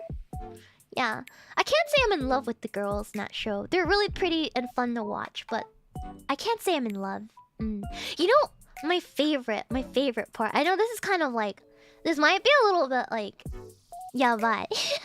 But have you noticed like what I love about Edgerunners actually is like the way they portray sexuality, but like in not like a really outright way. There's something very artistic in the way they did it, especially between the two main characters. Like you see them naked, you never see them like do the deed ever, but like there's scenes, like as an artist I can appreciate this. Like when you get them, when you see the intimacy, like when you see them from the back on the bed and you can see how small she is compared to how big he is, like just their body size on from their backs. Like there's so much like sensuality that is like depicted in that scene and their difference, and they didn't need to like go there. You know what I mean? There's something very like sexy about that, and I really liked how they portrayed those scenes of intimacy, I suppose. Yes. Sorry if that was like, oh, I proclaim like that. That was a little bit like that, but I really appreciated it. Yeah, I don't know. It was very nice to look at. Yeah. Yeah. It's very subtle but very sexy. There's just there's not even like any sexual body parts being shown. You know what I mean? It's just their backs sitting beside each other. And that picture will tell you a lot more with so little, you know? I don't know. I see it a lot. Yeah, I just thought it was beautiful the way they showed their love without actually showing their love. Yeah. It was very like a masterpiece in composition and cinematography and just composition in general. Yeah, the lighting too. Yeah, it was really good. It was really good. Yeah. It's not like it's really deep. Like it's not deep. It's just visually it tells a story, and I like art that is able to do that without many words. Like no words were exchanged, you know, but it told you so much about their relationship in that few seconds that they show that scene. So yeah, I love when they show don't tell. That's the beauty of animation, right? I feel like a lot of people don't like, yeah, I don't know, a lot of new things are like too in your face, and the subtleties of the art of animation, it's a little lost sometimes. Yeah. Change your stream title to Zatsu. I know. Fuck. I need to start the game. Should I start the game? I should start the game. Yeah, I should start the game. Okay.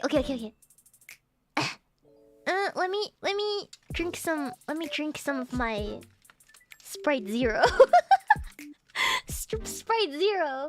I got this as a treat yesterday after the doctors.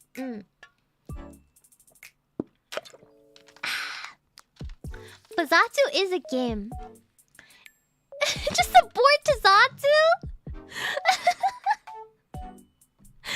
It's not... Did you download it from Steam? I did! Of course I did! You guys don't want game? If you guys don't want game, I can keep talking. Play it other day? I can move it. I can move it if you guys want. Just Zatsu? Okay, I'll change the title later. The game isn't like, it's not too much of a Zatsu game. It's kind of more story driven. It's like a RPG maker, so we wouldn't be able to talk about as many things. No, I didn't download Zatsudan from Steam. You can't download my Zatsudan from Steam. I'm not an AI. You guys aren't talking to an AI. Yeah. Yeah, it's good for VA flex. It is. But I'm not that good of a VA. So, the game will be fun to see. Yeah, game looks great, but Zatsu Shiina is great. We can talk while you play. Are you sure? You want that? Hmm? My day's going great. My day's going great. And thank you for joining the Butter Cookie Tin Komachi's archive. Thank you so much. I'm an anime girl on the internet. Put up a poll. I'll put up a poll. You're right. Okay, you're right. You're right. You're right. I'll put up a poll. Poll.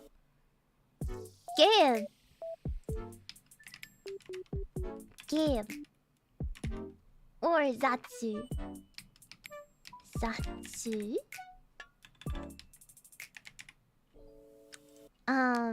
What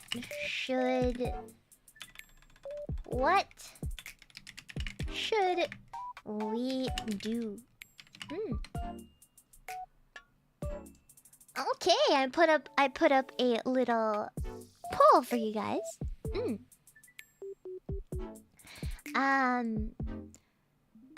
thing this isn't Twitch, people. Are there like 50-50 every poll? That's not true. That's not true. That's not true. What's Zatsu? It's just a talking stream. Zatsu now. It's like a chatting stream, like what we're doing now. If you guys want me to change gears, or you want me to keep going with what I'm doing right now. Yeah, like free chat. Like getting to know me a little bit more. I told you guys a lot of stories. I'm not sure if I could keep up, you know? You guys are 50-50. I think the game gives good opportunities for tangents. It does. It's so close. It's still 50-50. Let it run for a little bit. Let me drink some soda. We're gonna suck our Meemaw stories dry. Yeah, all my good stories are from my past. I don't really live anymore. I don't really live anymore, guys. You can talk about your character stats. What are character stats? There's no like specific character stats. No hikikomori stories? Not really. Not about me, no. How's your weekend? It was okay. I went to see the doctor, got some bad news, but it was pretty good. Pretty relaxing. I didn't do anything special. What did I do? I felt like I went somewhere, but I completely forgot. Oh! I can't believe I forgot to tell you about this. I went with a couple friends to this like new arcade bar that opened up, and we played like old arcade games and drank a little bit. Yeah, that was fun. Yeah, we played like Time Attack 4. We played House of the Dead. We played old-fashioned Pac-Man. We played four-way Pac-Man. We played no, they didn't have a Metal Slug. We were looking for Metal Slug, but they didn't have a Metal Slug, which kind of sucked. But there's like another. We found out that there's another place opening up soon with like a it's like a bar, but it's also like a game shop. So people go there to drink and play like Warhammer and stuff, which I really want to see. So I might like go there and check it out next weekend if I'm feeling okay. But yeah. It's really neat, yeah, but it's hard to get friends together nowadays, you know? It's really hard to plan things with people. Do you have done Duel Links, Master Duel, or Cross Duel? I've done Duel Links and Master Duel, but I'm not too good at the game anymore. I don't know what the meta is currently, so I need to relearn it. I just haven't had the time. It's hard to plan as it is hard to plan as an adult, right? Because like my schedule is sort of flexible because I'm a streamer. I say it's flexible, but it's not really that flexible because I stream 4 set days a week, right? And my days are like 12 hours long, including setup and everything else I have to do. So I have like 4 12-hour days, and then and the days I have off, like I stream on Saturdays. So when my friends are off on Saturday, I can't go out with them. I can only go out on a Sunday, but nobody wants to go out on a Sunday, right? Because they have work on Monday. So it's a little rough. It's a little rough to have friends with as a streamer, but we try to make it happen sometimes. Yeah. Yeah, I mean, it's, of course it's 12 hours. I stream for like 4 hours on YouTube, and then another stream for at least another 4 hours, or like 5, 6. Very easily, I can stream for a very, very long time. Yeah, everyone's dead on Sundays. They're already hungover on Sunday, so... It's rough to have any friends at all. Exactly. I don't have very many. I don't have very many. It's hard. It's hard. I'm not a workhorse. I'm more of like a workhorse that is retired and is on its way out. I can feel it in my bones. We're watching American football on Sunday, Shiina. Yeah, that's a very male thing to do. Watch football. I never really got into it, personally.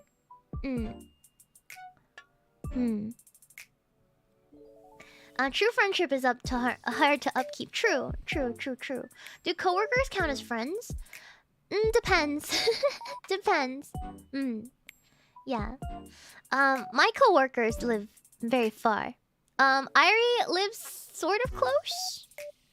Moomy, our manager, lives close to me. Like, very close to me. But Moomy and I are hikikomori, so we don't really go out. Sometimes I call Moomy and ask her if she's craving anything. We go outside to hang out, but yeah. Sometimes. I used to love watching football. It feels so strategical, but the game is plagued with commercial breaks. Yeah, unless it's a Super Bowl, I do not want to see the commercials. Yeah, I mean, just be hikikomori with Moomy together. Most of my friends are my coworkers. It's how you know you're old. Yeah, I find it hard to make friends at work. Like, when I was at the Black Company, I typically only made friends with my other, like, people who were also leads. Because I was scarred. Because I had to fire one of my best friends at the time. I think I told you guys this story. I begged my direct supervisor not to place her under my team because I knew she wasn't like the greatest worker, and if it came down to it, I might have to fire her, and I didn't want to do that. So I'm like, I can handle it, but I would rather not, because it's kind of like, I don't want anybody to think there was a conflict of interest there. So they agreed, but of course, being the Black Company, they did not give a shit. They put her on my team, and I had to fire her. So, yeah. Yeah, I fired her. So that really sucked. That really, really sucked. It really, like, tested the ability to separate work and friendship. Like, I was able to pretty well, but yeah. Yeah. I was able to, but it's still hard, right? Yeah. The votes are in. The votes are in. Okay, let me end the... You guys want game? Okay. Are you still friends with her? No. She took it really hard. Cause you know, if you're friends with your lead, you're kind of like expecting to be guaranteed safe. But I was her friend, not like, you know? But I needed to be her boss too. But I chose to be her boss, which was my job. So yeah. Cause it was work related. You know, like, no matter how good of friends we are, the fact is, if I'm her boss and she's not doing a good job, I have to let her go. So, yeah. Okay, We've been talking. We've been talking for a long time. I did not make it a black company, no. Like, there were expectations. And I'm very like, if you do your work and finish your work, you can do whatever you want, whatever, I don't care. But when it came down to it, she wasn't meeting the minimum, what was part of her at the minimum, and I had no choice. I couldn't protect her, so it's a rough situation to be in. Yeah. Nobody can decide. Nobody can decide. There was a toxic worker. My boss said he couldn't recommend her. Yeah, if it was me, she's my friend, but I don't think I would like recommend her. Like, she's just, yeah, you know, she's just not a really good worker. Yeah. Professionalism is important. If she wants to take advantage of your friendship, she's not your friend. Yeah, I mean, I'm hoping that they understood my position, right? Yeah, because I did my best. I wanted to protect them, but I couldn't because they didn't want to do the work. So there's nothing I could do. There's nothing I can do. Who cares about company standards? Unless you're on commission, you make the same amount of money. No, you don't. You don't. There's a thing, right? I feel like you're here to... I forgive me if I'm wrong, but I feel like you're here to kind of cause a stink in my chat. A little bit. Like, you're playing devil's advocate here, right? Again, I said I was her lead, and there is a minimum requirement. And it's not like I say that I expect above and beyond. I will never expect that from people because I was there, right? I wasn't hired on as a lead. I started at the bottom too. I know what it's like being at the bottom. So, yeah. Yeah. So I'm like, please, I don't want to have a talk with you. You know, like, you just need to hit this bottom quota. Everybody else is doing it. Like, or be a little more careful not to make these silly mistakes. Because I'm trying to be lenient. I'm grading your work too. It's just not there, you know? And yeah. Like, she just didn't want to do the work. So of course I don't expect above and beyond. That's too much to expect out of someone. Have you ever been a lead? I'm sorry. I don't make the rules. Just because I'm her boss doesn't mean I make the rules. Every night I report in how everybody's doing, their numbers, and how they're doing. We hire up supervisors would then take a look and then be like, okay, this person's doing really bad. Can you go check on them? Because we're all units, right? So, and then I'm like, okay, I will do my best to make sure that they're hitting at least, like, this bottom line. Because there's an expectation when you sign that contract. You're supposed to work a certain amount. And then you have to keep working with them. So you're saying you're a snitch? No, I'm doing my job. Guys, you're making it very hard for me. You're making it very hard for me. You're making me a little uncomfortable. Yeah. You have to be a professional.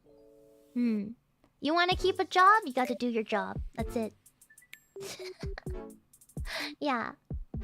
They've obviously never worked for a company before, or at least not in a position of leadership.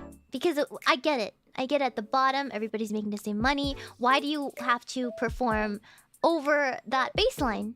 If you're just making your 8 hours a day and going home, feeding your family, that's absolutely fine. But the idea that I'm trying to say is, if you're not hitting that baseline, you're gonna get fired. That's just... I'm sorry! I'm sorry, I'm not asking for the world. I'm asking for you to do your job. Yeah. Yeah. I do stuff, like some people, like, management was being really crazy. They asked us to report bathroom breaks. So sometimes when I had somebody who take a longer bathroom break because they ate something funky, and they would come crying to me like, oh my gosh, I don't know how to report this because I was just having a stomach ache. And I'm just like, oh, okay, we had a meeting. And they're like, what? And I'm like, we had a meeting. Don't question it. That's what you were doing for the last 15 minutes. That's what I'm gonna put. We were in a meeting. Yeah? And she's like, yeah. And I'm like, okay. Moving on.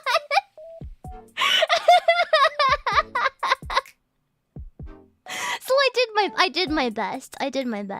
I'm like, yeah, you can watch YouTube too, as long as the big boss isn't here. As long as you meet the baseline. That's all I want. If you don't meet the baseline, I'm gonna have to. I can't hide that. I can't hide that. Everything's tabulated in the computers. Was your time reporting that strict? Okay, the thing is, when it became unbearable, they were trying to get rid of us.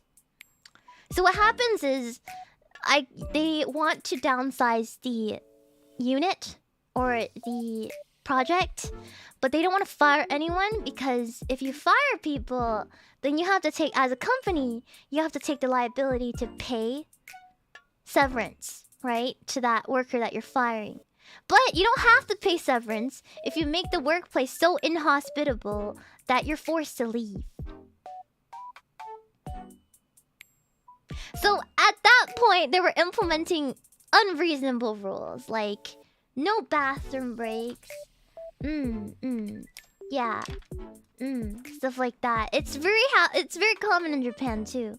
Yeah, they'll send you to some crappy office with like broken bathrooms. They'll stop stocking the snack room. They'll say you are not allowed to do this, or like they'll make really unreasonable rules. Yeah, so you automatically downsize your project that way. Yeah. So it's very common, and that's what was happening. So I was doing everything I could to kind of protect my people, but they kept raising the baseline, and that really sucked. Because it's not like I report their numbers too. I have to report their numbers, and it has to be backed up. It's all backed up in the system too. Every click is monitored on your computer screen, so yeah, it has to line up. It's really bad. Every time somebody goes to the bathroom for too long, it pings me. Like, someone on your team has been gone for 15 minutes. Can you please explain this absence? I have to explain that. And then, most of the time it'd be like, oh, we were having a little talk. But they were in the bathroom? It was terrible. Keyloggers. It was very yikes. Yeah. Very high turnover. Yeah, very, like, they micromanaged us so much, and I tried to, like, stop that as much as possible, but I've only had to fire 2 people. Ever. 2 people. One person was just being straight out disrespectful. But it's hard to fire somebody. You have to, like, come up with proof and stuff. And sadly, with the case of my friend, she was passed down from another lead that was having trouble with her. So she came to my team, and I tried to, like, work with her and stuff. And there was one day I asked my supervisor, like, hey, I'm working with this girl. You know that we're friends. I'm just, like, I talked with her a little, and we worked on a plan to, like, get her performance up to where she needs to be at a baseline. And then he's like, don't, because we're actually gonna fire her. And she's just there on your team as a placeholder. And I'm like, what? And I knew she was getting fired like 2 weeks before I actually had to fire her. It was really bad. Like that really sucked, man. That really sucked. Like, I couldn't tell her. Yeah. It was really bad. Yeah. It really tested my limits. Yeah. It has no soul. Absolutely no soul. No consideration for people whatsoever. Very bad. I think they were testing you. Yeah, of course they were testing me. Of course they were. They wanted me to sell my soul to the company. Pretty much. They wanted to test my limits to see if I could be as soulless as they wanted me to be. Yeah. Thank Thank you for the $2 tip, AK. We have to record everything to tenths of an hour, never go back to corporate. Exactly! You understand! Yeah, so it's not... I don't have any really say on whether or not people got to stay or go. If the reporting is so and the numbers tabulated the way they are, I have to fire them. There's no way. You know, if they threaten to fire my people and they don't have proof or reason and I can stop it, I will. But if I can't, I have to let them go. Yeah. Have to let them go. Yeah. Yeah. Yes. It's terrible. Okay. Let's see.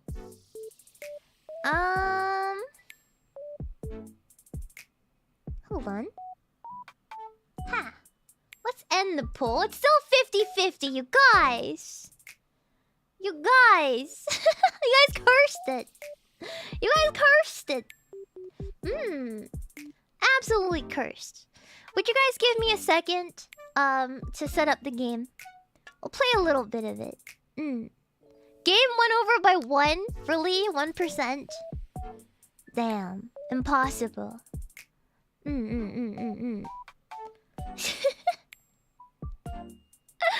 Yeah. I mean it was a atypical thing. Atypical thing. I demand a recount. Was I the last one to vote? Let's see here.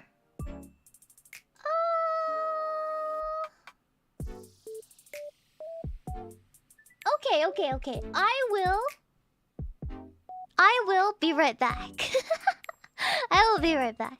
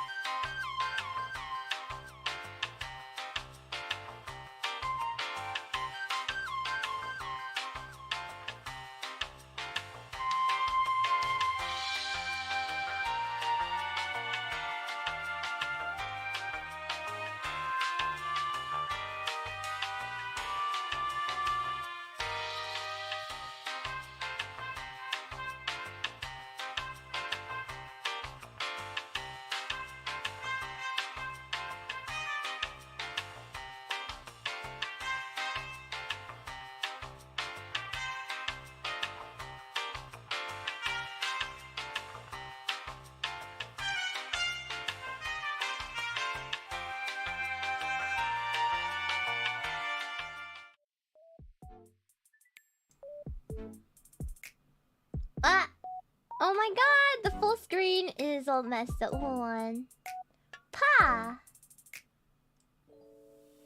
Alright, let me fix this. Ah! It's too big. Hold on. There we are. Game time! Let's go! Dude, why do you need a frame rate monitor? It's not me. It's not quite. Guys! Why do you think I don't. It's not. It's a part of the game. It's the part of the game, guys. I didn't put it on there. I didn't mod it. Because I'm being a weirdo. It's just a part of the game. I launched the game. It's just like this, okay? God!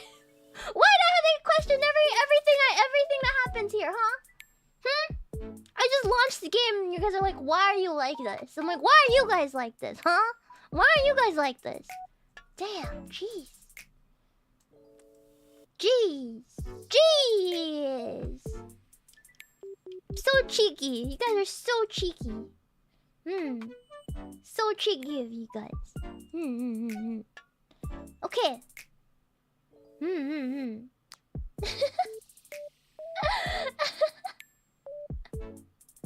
Oh man. Okay. Let's turn on the game sounds.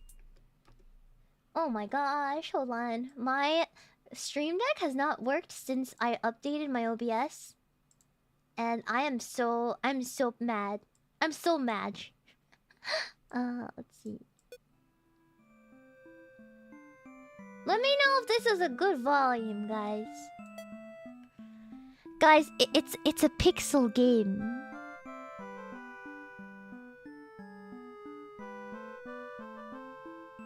It's an RPG Maker game, guys. It's not gonna be 60 FPS.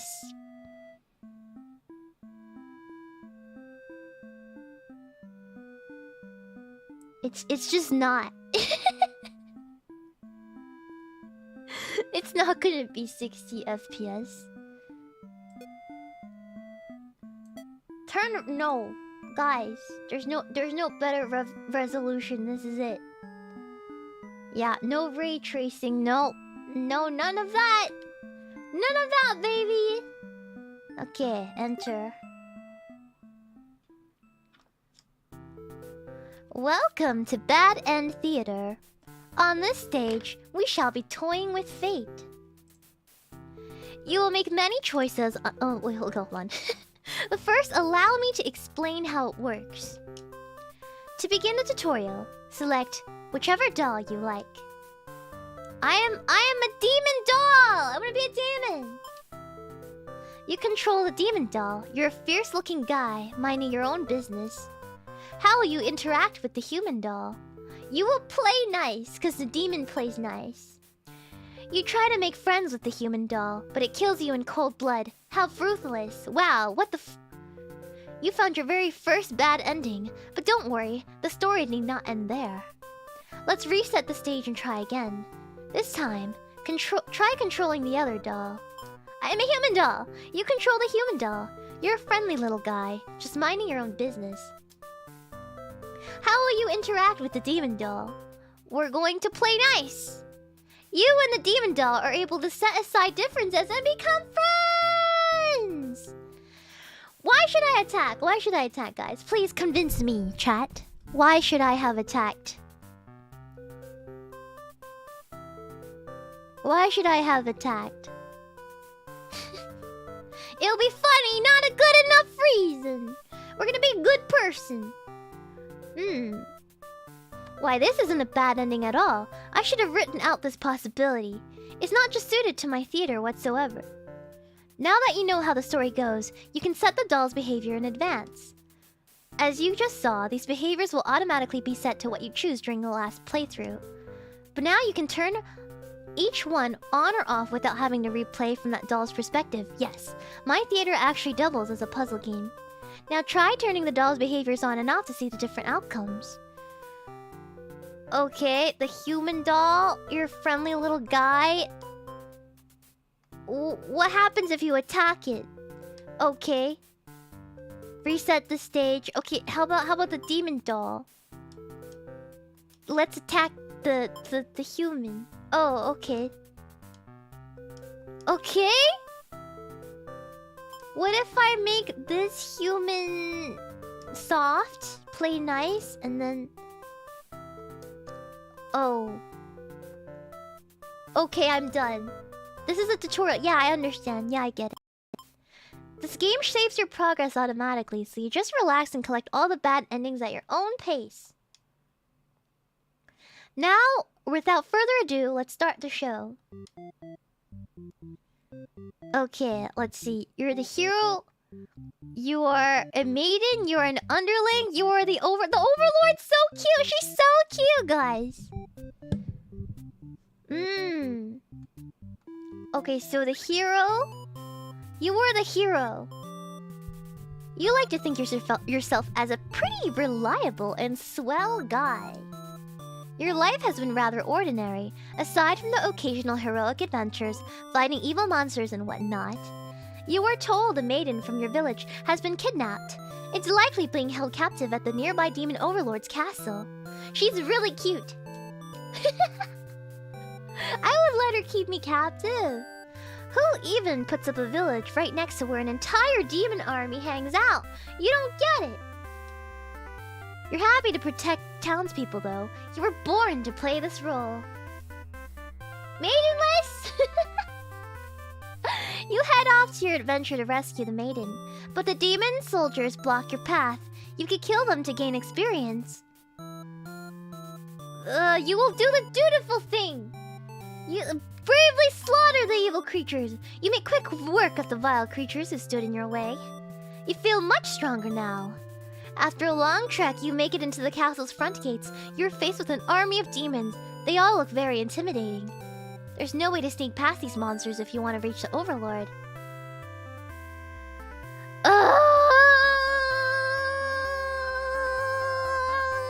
Should I ask politely? They're not gonna let me in. Be diplomatic? You attempt to explain why you've come, but the monster before you is eyeing you with suspicion.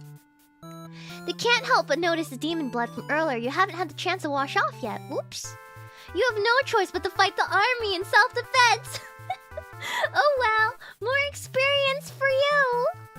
You make your way through the castle, fending off the demons that stand in your way. The Overlord appears, demanding to know what the hell you're doing murdering all her soldiers. You get straight to the point and ask her where the maiden is. She feigns ignorance. A convincing act, but you won't be fooled. If the maiden isn't here, then what happened to her?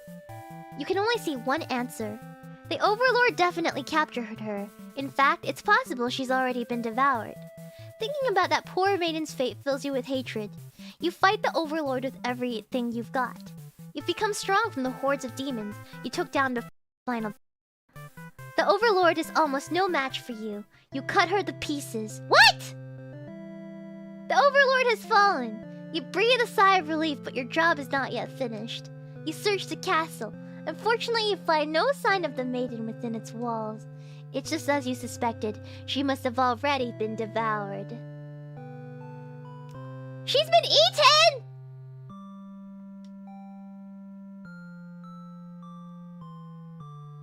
What? You feel hollow. A great evil has been banished from the world. But what does it matter if you were too weak to save someone?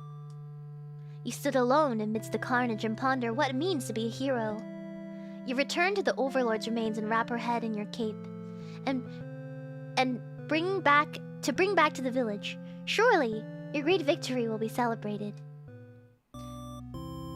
What? Reset the stage. Okay. Oh, wait, you can... Oh!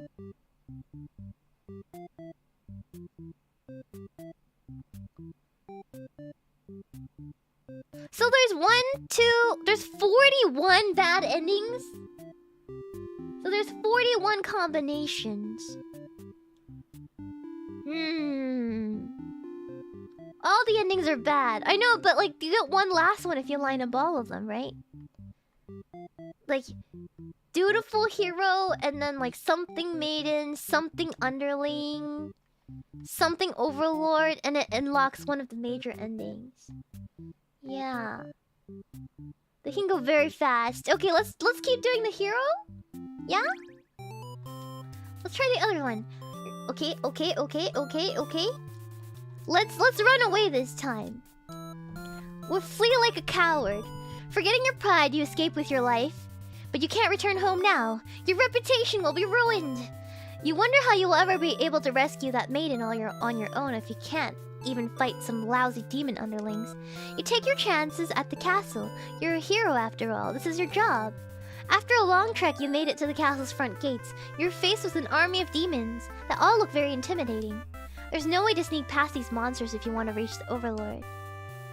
Let's do diplomatic. Go up to the nearest demon and explain why you've come here.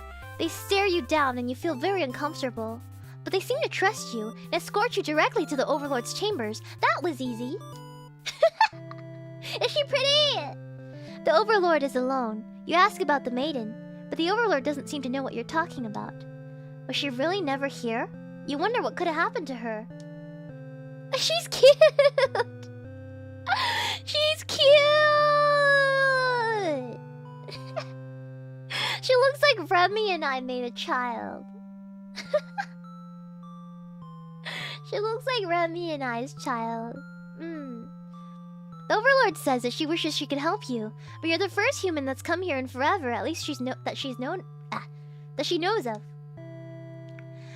Do you think of how you probably shouldn't trust her, seeing as she's a demon and all, but you can't really prove she's lying either. You apologize for the intrusion and return home to your village. The maiden was never found. Wait, what? Useless hero! What?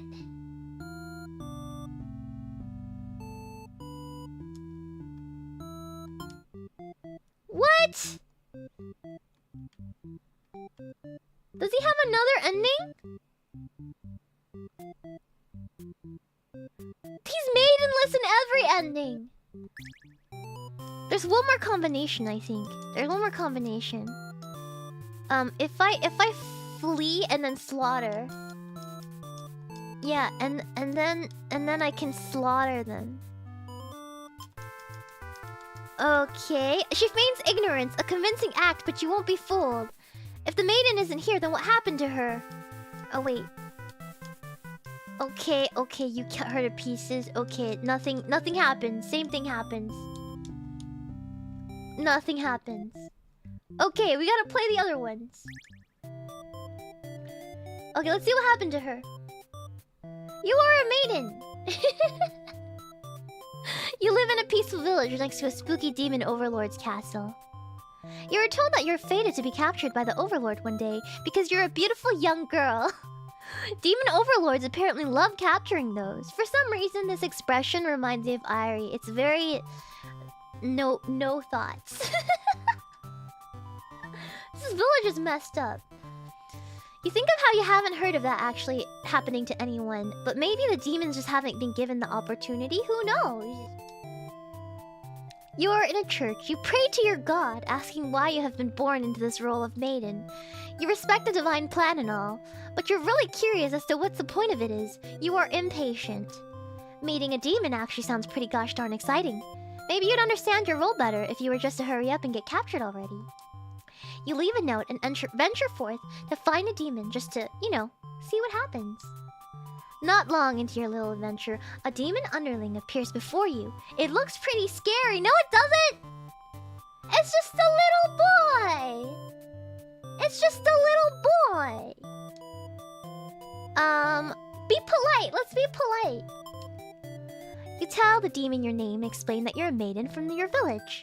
The demon suddenly jumps and starts biting a lot. A lot! How painful! Oh no! This plan of yours is completely stupid. You think, why couldn't you have been more patient? Why did you go looking for trouble? You aren't angry or anything, of course. This is all your fault for trusting a demon, not to devour you on sight. This is your punishment for questioning fate, you guess. It is an Irie moment! It's literally Irie! Bit by bit, you are swallowed by the demon until you are no more. Okay. Okay, she's been polite and eaten. You were a maiden. Okay, cool. Okay, this time you're going to shout for the hero. You yell, but a hero doesn't even come.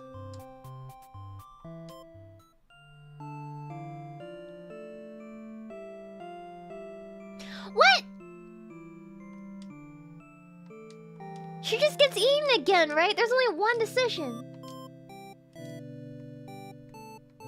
Okay, never mind. Never mind. She only has polite. Okay.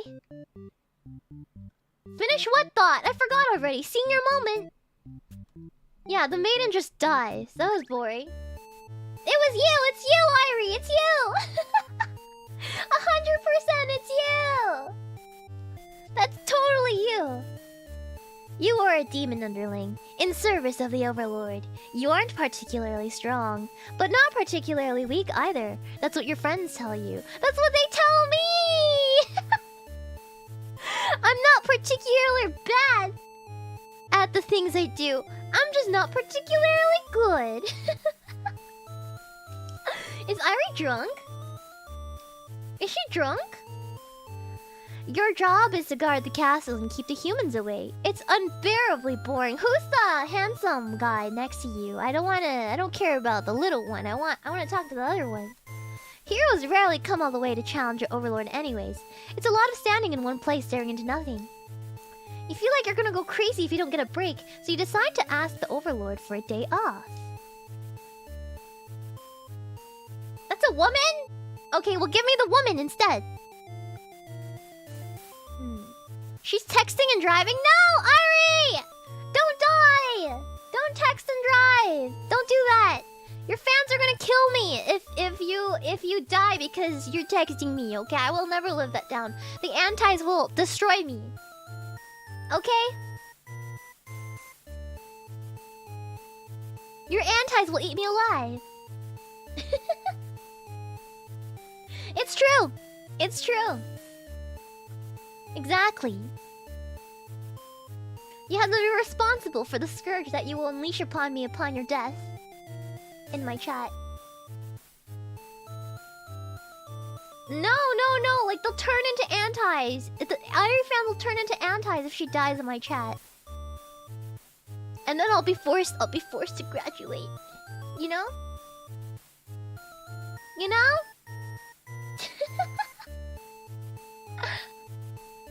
I know how this works!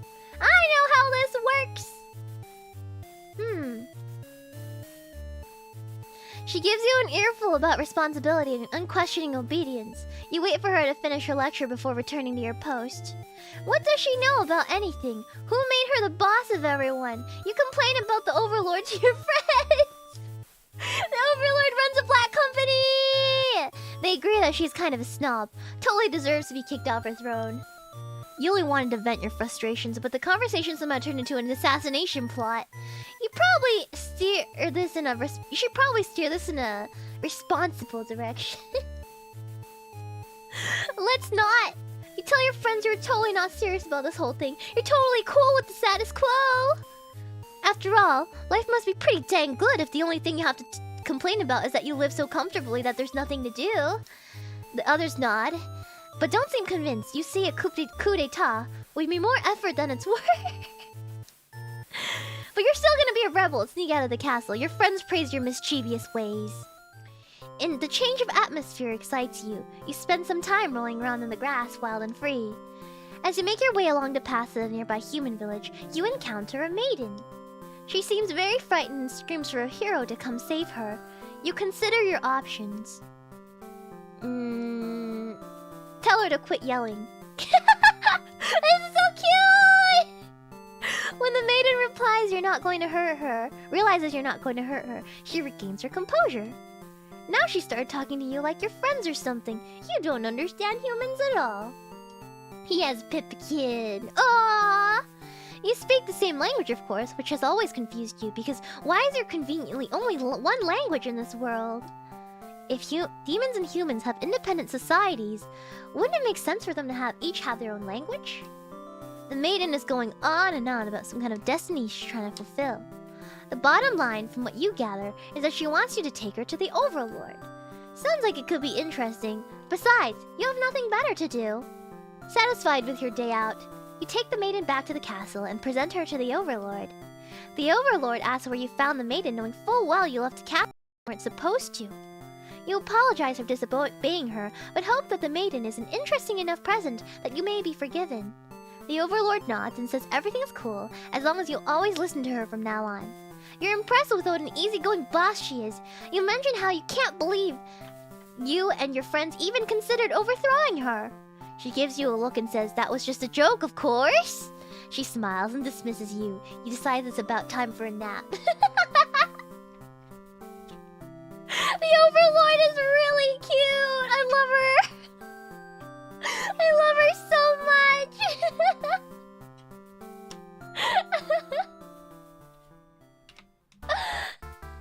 A few hours of sleep, you're rudely awakened by the sounds of battle. You emerge from your room to find that a hero has slaughtered many of your friends and work associates. What a jerk! Oh my god. Oh no! Let's save ourselves. You look around at the lifeless forms of those you've known as far back as you can remember. You feel glad to not be in their shoes. You also feel guilty to be thinking that as you flee the castle until you remember your role, not as an underling, but as a demon. This kind of thing is expected of you. Maybe you'll start a new life far away from any humans or demons. Where you'll live peacefully alone in some deep dark forest somewhere. Deserter underling end. Does this unlock a new thing?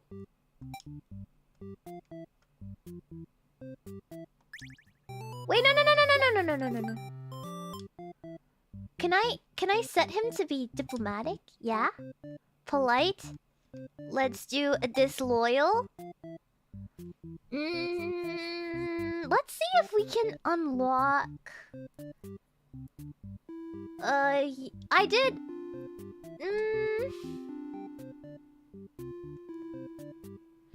Yeah, let's continue as maiden. Okay, let's see if he's still hungry. Oh, let's do the polite thing again. Okay. Oh, the demon doesn't seem to have really been listening to you, which is a little irritating.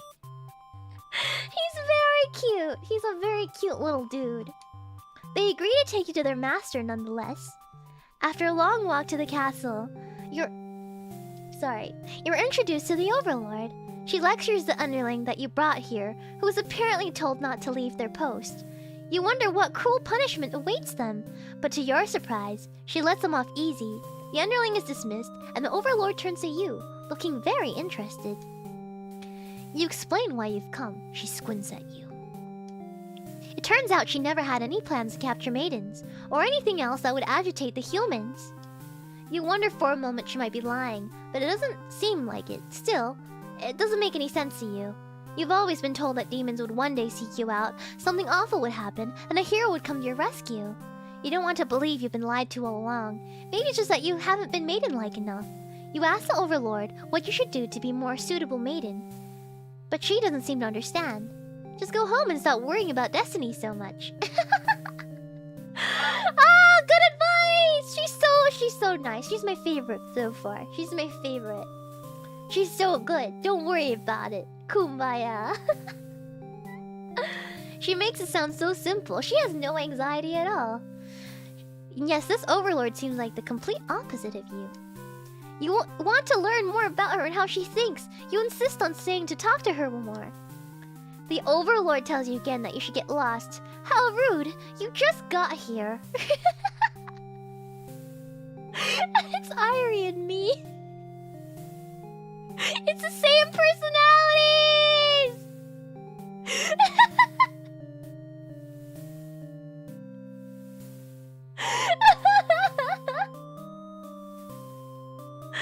The maiden is completely Irie. It's so cute. Oh my god. Obey her, obey her. You don't want to cause any trouble, so you figure it's time to go home. Along the way, you encounter a hero. He asks what you're doing. You don't know the Overlord's castle's like, right there? You explain everything that happened. The hero seems to think you're lying to him. He asks as if you've been brainwashed by the demons. What nerve! You're very upset that the so-called hero would treat you this way and leave in a huff. Hero! You return to the village alone. Everyone was very worried about you. They surround you with 1,000 questions, and you tell them your story. As you explain that the Overlord never had any intentions to harm anyone here, you notice the looks of uncertainty in the crowd.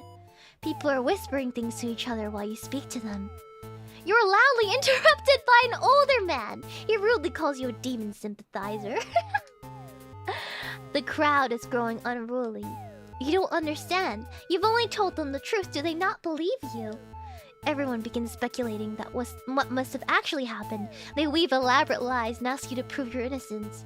How could you have returned without the aid of a hero? They ask.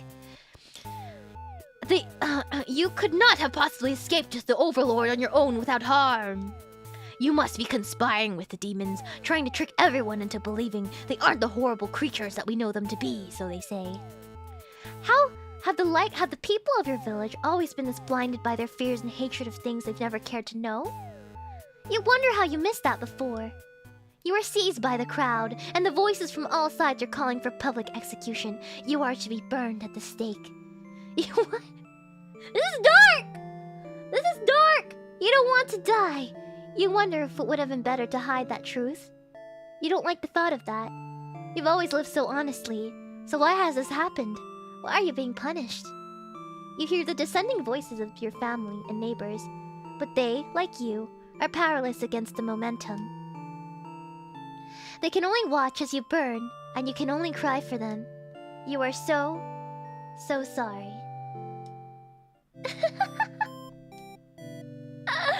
What? What? Can you turn on both options?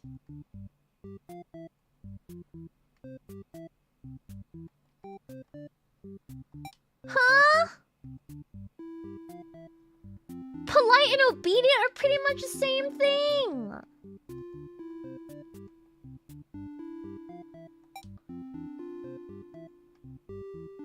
Okay, let's toggle all of these and go into Overlord.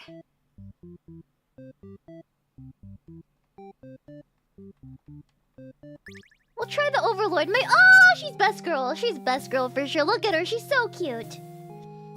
You are the Overlord. You live in a castle surrounded by your demon servants. It's a pretty cushy life, you think. Except for those pesky humans who keep killing members of your army.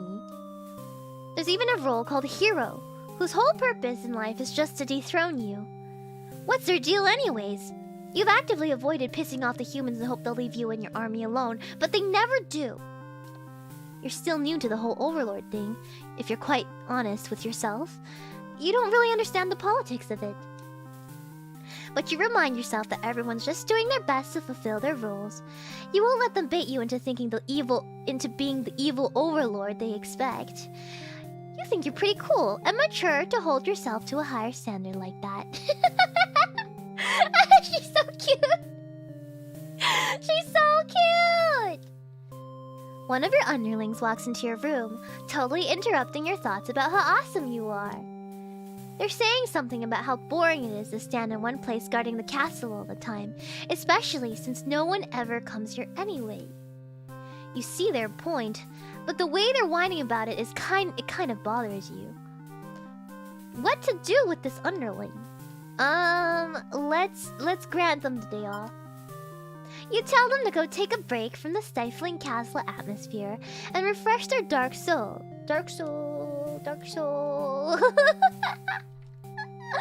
Good, being a good boss. A day off should be fine every once in a while. They thank you and happily scurry off to do who knows what. You have nothing better to do today, so you decide to nap for a little while. Being the Overlord sure is great.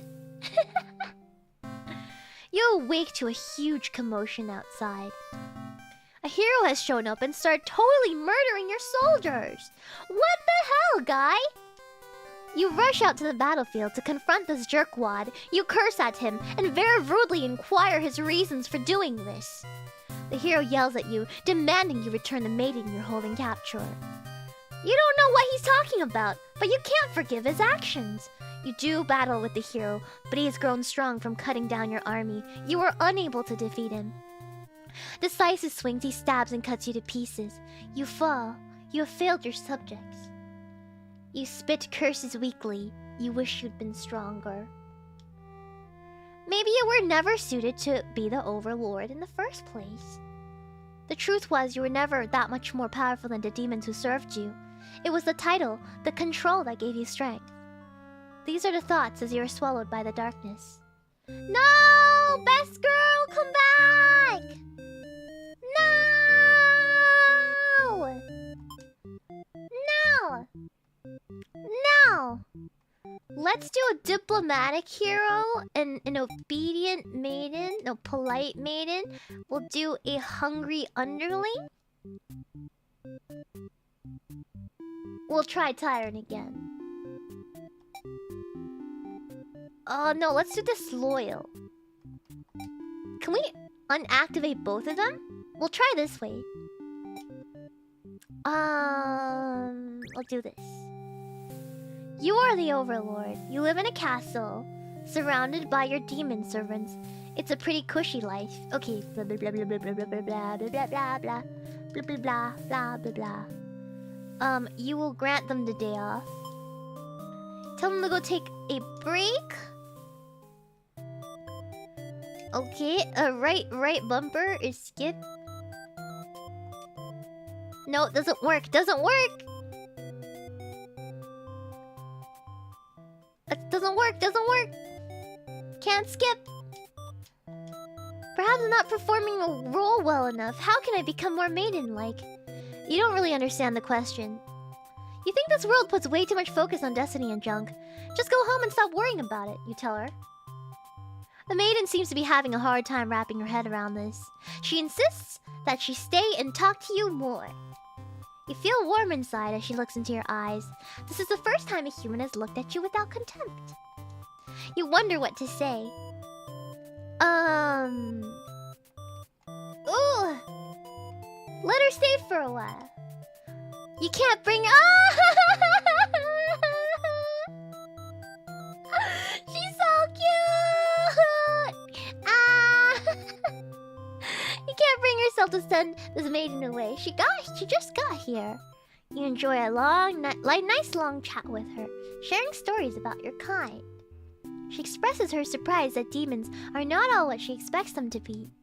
You're glad that she seems to have an open mind about these things. You also bring up how you always instruct your army to avoid humans as to not agitate them and get heroes sent out after you. That explains why people of my village have been left unharmed. It's because of your orders, isn't it? You are very grateful. You're surprised to hear her thank you. You've always thought of humans to be violent and unreasonable. That's why your servants are always getting killed despite your efforts to leave them alone. But this maiden is different. You joke that maybe you've been lying to her all this time and that you were actually super evil all along. The maiden laughs, saying she wouldn't mind being held captive here. The people in her village are a little exhausting at times, she says. Ah, protect!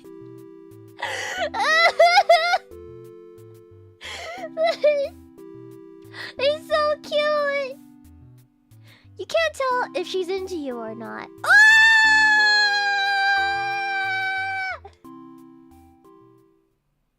You're interrupted by... Seriously? Seriously? Oh, he's getting NTR'd, so maybe he's sad about it. You're interrupted by another human in your doorway. This time, it's a hero. Apparently was searching for the maiden who was rumored to have been captured by your kind. Captured? Not at all. I only wanted to meet with the Overlord. Didn't anyone read the note I left behind? After everything is explained, the hero expresses his relief that the whole misunderstanding hadn't led to any horrible consequences. The maiden apologizes for causing trouble, and the hero asks her to return to the village with him.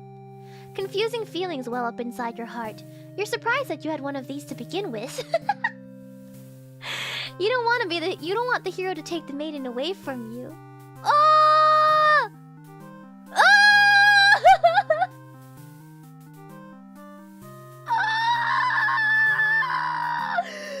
can't be possessive or else it's gonna be bad end. Let's let her go for now. Let's let her go for now. You're certain that she'll return to spend more time with you. You just have to trust in that, you decide. With the hero and the maiden gone, you plop down into the comfort of your luxurious overlord bed. Your room feels so empty now. Is this loneliness? You hope your new friend will be back soon. You close your eyes for a while. Until the door slams shut. Before you know it, everything around you is engulfed in flames. What's going on? You try to escape, but something is blocking the door. You're having trouble forcing it open. What is this? Someone didn't want you getting out. Thank you for the $2 super chat, Yoto. We don't want to be made unless... I know, but now we're gonna die! Are you being usurped? They have zero foresight. What castle will they rule from if this one burns? You don't want to believe that your underlings have betrayed you, but this is no accident. Those ungrateful bastards. You choke on the thick black smoke from the fire. You can't believe you're being done in by a bunch of cowards. You'll see them in hell. Burned overlord! What? No!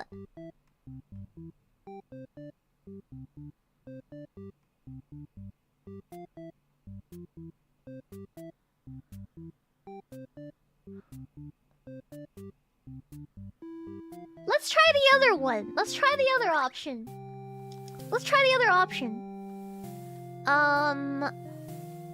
We'll grant them the day off and then let her stay and then keep her here. The maiden came here to be captured by you, didn't she? You'll grant her wish! You tell the hero you won't let her take her home. The maiden assures you she'll be back, but you don't budge.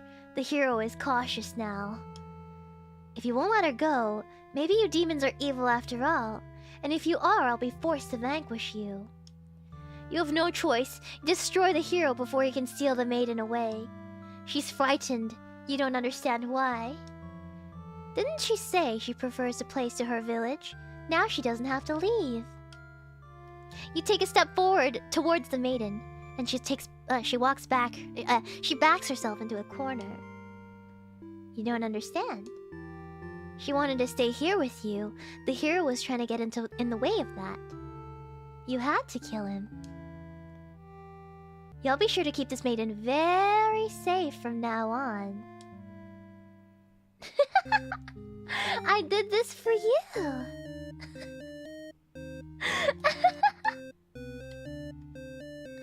Oh, very safe. Good ending. Good ending. Nobody cares about the hero. Okay. There's only 8 endings so far. There's many more. So let's do how do I do this? Diplomatic, dutiful, obedient, polite. Let's go back to the hero.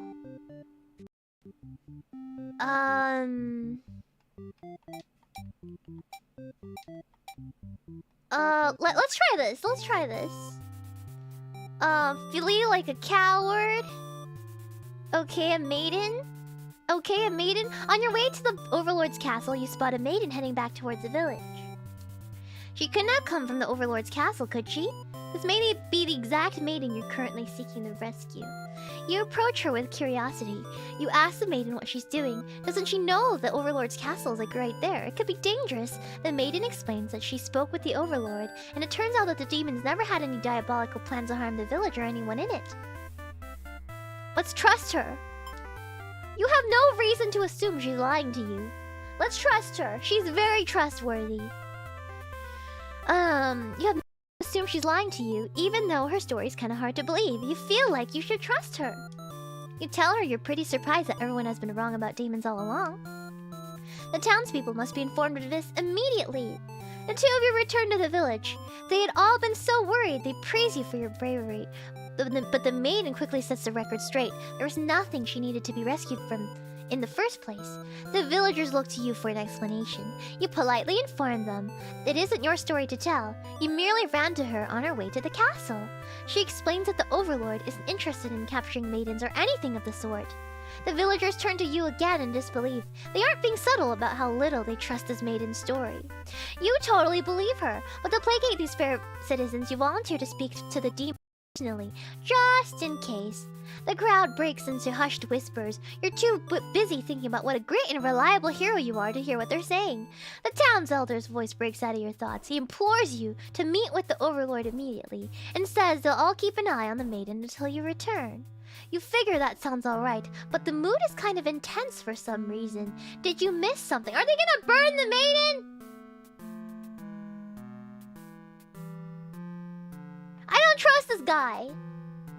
You aren't sure what's going on, but you get the feeling it might be bad to leave the maiden on her own.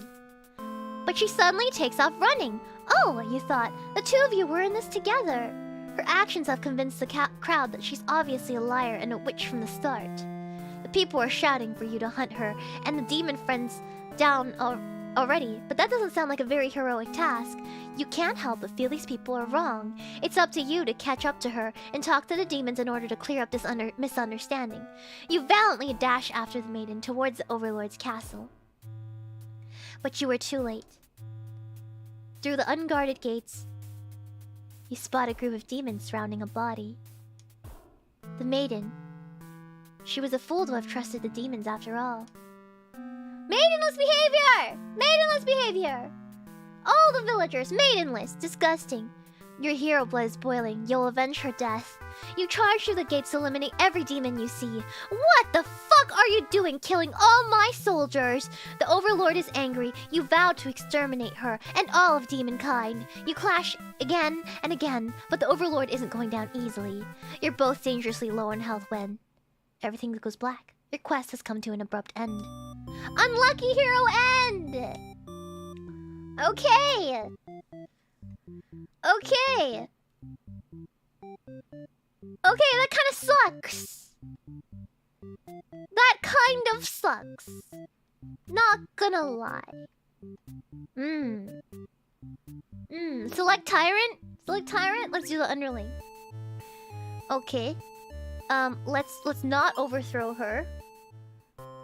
Okay, a maiden? You consider your options. We're going to hear her out. You're in a good mood today and are rather curious about what the maiden has to say. Humans don't usually talk to you, so this is kind of exciting. You hadn't guessed it would even be possible to understand each other before now. The maiden is going on and on about some kind of destiny. Okay, hold on. You don't get to sleep long. Your friends wake you up. Rude. One of them is stepping on you pretty hard. You ask what their deal is. They say they're planning a whole revolution. They're gonna rid of the current overlord and put a new ruler in its place. They want to hear if you're in or out. And being a pretty lazy underling, of course you reply with, "That sounds with a lot of trouble. How about we just skip it instead?" Your friends question your loyalty to their cause. She's actually not so bad, you guys. Your friends seem pretty disappointed. They apologize to you, but before you can ask about what they're sorry about, one of them suddenly seizes you. Someone who's still loyal to the overlord really has no place in our castle. You understand that, right? Their claws tighten around your neck. You don't bother to struggle. You're outnumbered. You already know how things like this end. This is a pretty messed up thing to do to a friend, you tell them. They slit your throat in response. What?!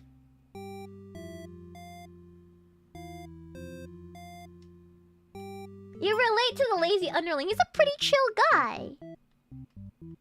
But wait, he's another option, though. Huh?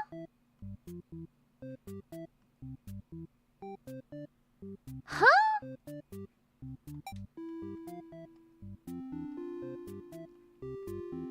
Huh? Let's try this. We'll try the maiden. Okay, shout for the hero. Wait, what? What?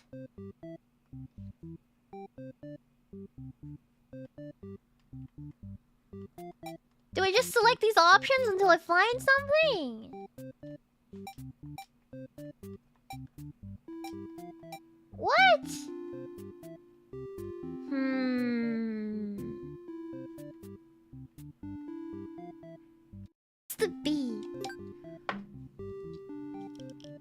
There's 11 bad ends? Oh my god. 11? There's 11 bad ends.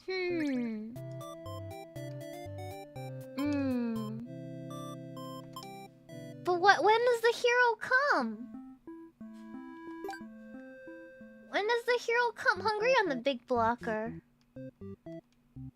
Hungry, possessive, polite. Maiden?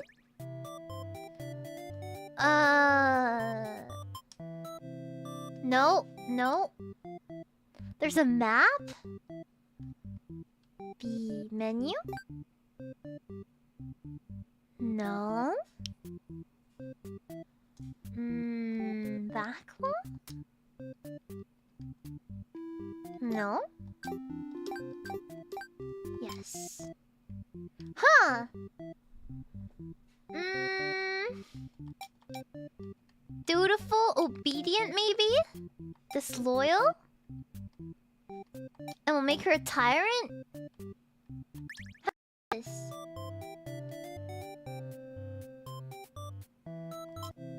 Okay, reset the stage.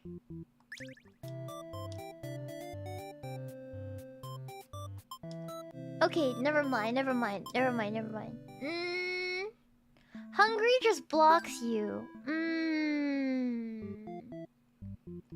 Underling is okay, that's true.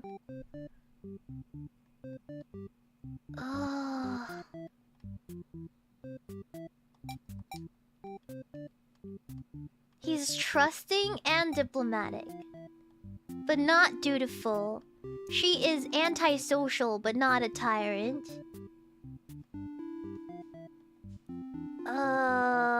She's polite too. Like this? Shout for a hero. Okay, the demon is off-put by your sudden shouting and asks you to keep it down. You apologize. They seem more confused and hostile, which totally catches you off guard. You tell the demons your name and explain that you're a maiden from the village. You tell them that you were thinking maybe you could understand your role a bit better if you were to hurry up and get taken away by a demon already. A demon doesn't seem to have really listened to you, which is a little irritating. They agree to take you to their master nonetheless. After a long walk to the castle, you're introduced to the Overlord. You explain why you've come and she squints at you. Turns out she never had any plan to capture the maidens, or do anything else that would agitate the humans. Shiina, do you know what those blips refer to? I do. They're like story plot points, right? You've always been told that the demons would one day seek you out, and something awful would happen, and a hero would come to your rescue. Let's see. Refuse to leave. You put your foot down and tell her you're not going anywhere. You still want to fulfill your destiny, even have to make it happen on your own. She's a little frustrated at your stubbornness, but doesn't kick you out or anything.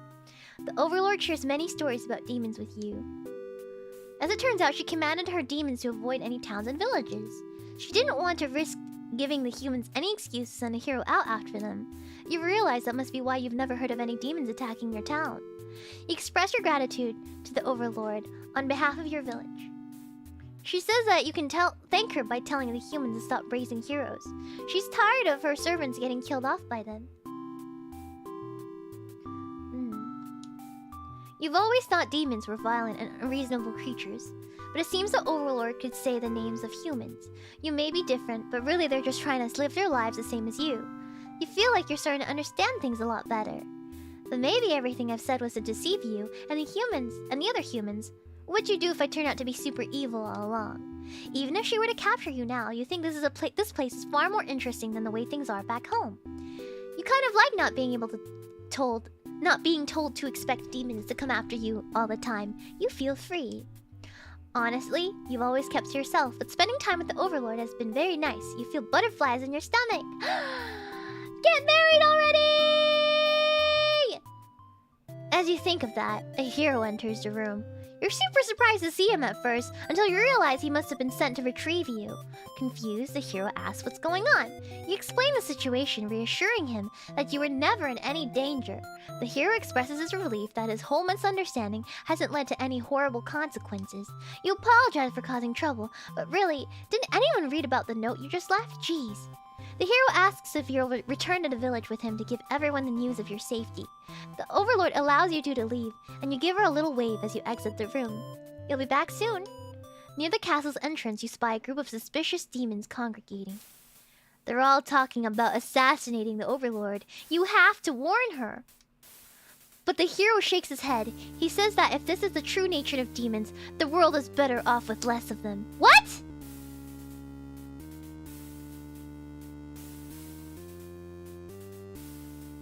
Bro! This isn't right, you think. What kind of hero passes up the chance to save a life? The demons have taken notice of you. It's now or never. You take off into the castle and the unreliable hero follows shortly after. You burst into the Overlord's room, all of your words spilling out at once. You should probably slow down, but there's no time. The Overlord seems to have followed your frantic explanation, but clearly doesn't understand the urgency of the situation. The underling you recognize from before barges in, calling you a liar. You're surprised you were part of this evil plot. They seem so nice! The other demons came in right after them, saying the whole thing was the first underling's idea. Everyone's shouting at each other now. It's really stressing you out. You are relieved when the Overlord demands silence. She threatens them with violence, and you think she's very Overlord-like in this moment. A group of demons hiss to each other before shutting the door, leaving the little one behind. You watch as he pounds its door. You watch as it pounds on the door in distress. Have they locked you all in? You have a bad feeling about this. And thinking that it must have jinxed it, because now the room is engulfed in flames. If only you had ignored these demons before, and you and the hero wouldn't have stumbled into this situation. If you had pretended not to fear them, if you had left as if you were told, only the Overlord would have been killed. But you couldn't have done that. That path isn't an option for you. You think that no matter what, you'll always strive for the path where everyone survives. It must exist. It must simply exist. The Overlord seizes her underling, and they beg for their life. You pray. You don't know what else to do, so you just pray. The Overlord's claws pierce the underling's chest. They scream an awful scream. She digs and twists her claws into the poor thing while you continue to pray. There's no saving any of you now. The Overlord, the hero, and the underling's corpse are consumed by flames. What? What?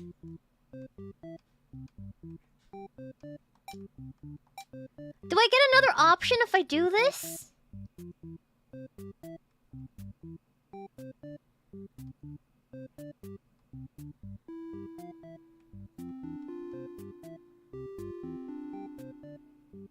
What?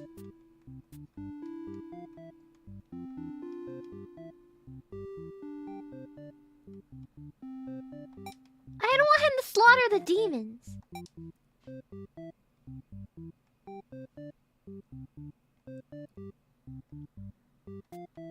Dutiful kills the underling. Man. What do we do? Doesn't scream at the sight of the underling. Goes home when the Overlord tells her to. Eats the maiden. I don't want him to eat the maiden. I don't want him to get involved.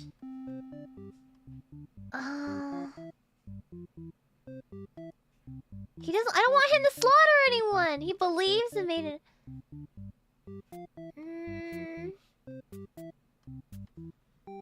Dutiful hero is bad.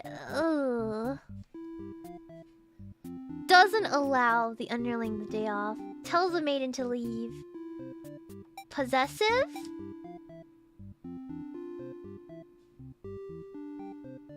No. Trusting and diplomatic?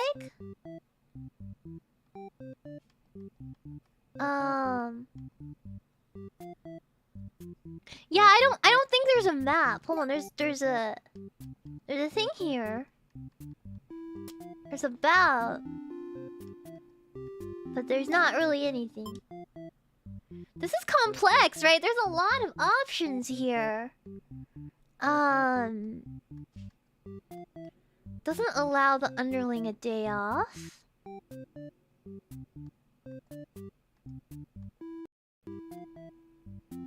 Maybe if we do this? Try it from Maiden? Shout for a hero? Oh!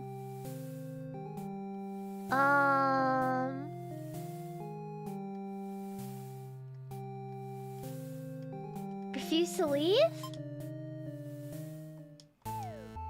Okay.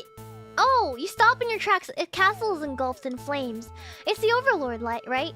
You can't return to the village like this. You have to know. You have to be sure everyone is safe. You've already taken off before the hero can even think of stopping you. You scan the fleeing demons. I know the game has a map, but do you guys know how to get to it? You scan the fleeing demons, but the Overlord isn't among them. Against your better judgment, you rush into the burning castle to find her. You quickly reach the room, but the door is shut tight. The handle is hot to the touch. You're too weak to force it open. You pound your fist against the door helplessly. What were you thinking? This is all because you've forgotten your role. Only a hero could pull this kind of thing off. You start to cough. The smoke is too thick. You can hardly breathe. You realize you haven't got much time left now. You desperately head towards the stairs to save yourself. But the fire spread faster than you expected. You won't make it outside. You can't help but laugh. What a joke! A maiden saving the Overlord? If you just stayed true to your role, things wouldn't have ended like this. This is exactly the kind of punishment you deserve. You let the fire cleanse your rotten soul. Her soul is not rotten!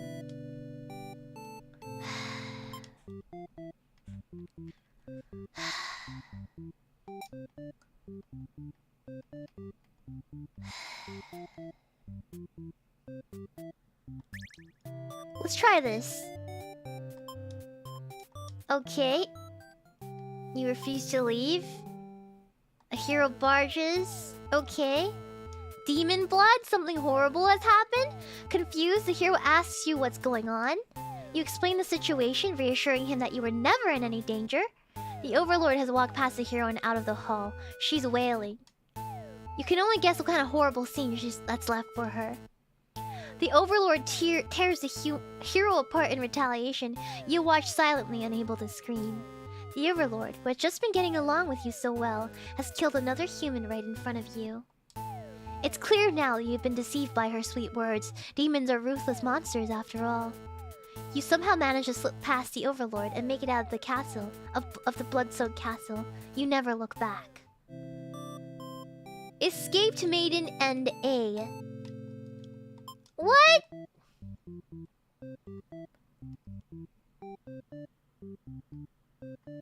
He was diplomatic, but he was also dutiful.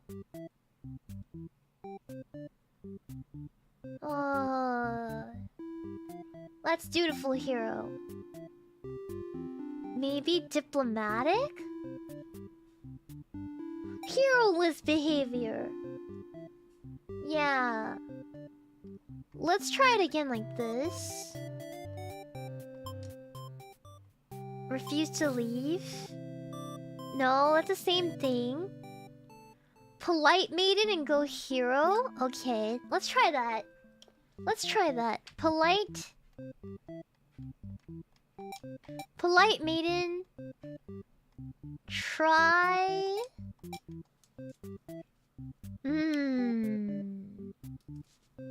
But leave? Dutiful?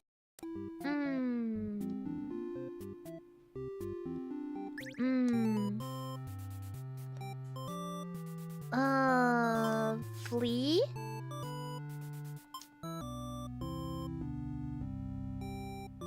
That's nothing, that's nothing.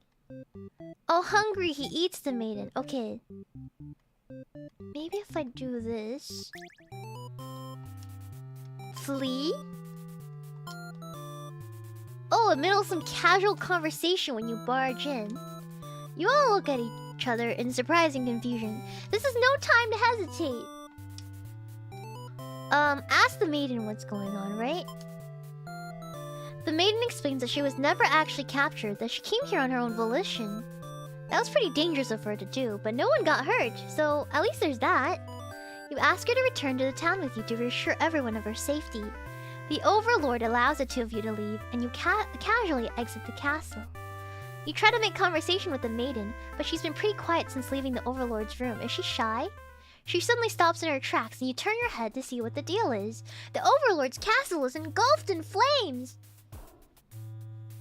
You can't help but feel relieved you got the maiden out of there when you did, but she suddenly takes off towards the burning castle. Panic sets in. You follow to try to stop her. The smoke is so thick you've already lost sight of her. What is she thinking? It's too dangerous to continue. You feel hopeless. You stand alone at the castle gates. Your body won't allow you to take another step forward. No, going in there would be suicide.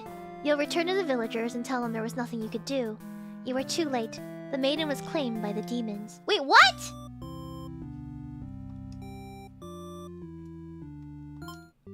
What?! But he can be... No, wait, no. No. He needs to be more heroic. Oh, hold on. Okay, so he can be heroic and diplomatic and trusting and disloyal.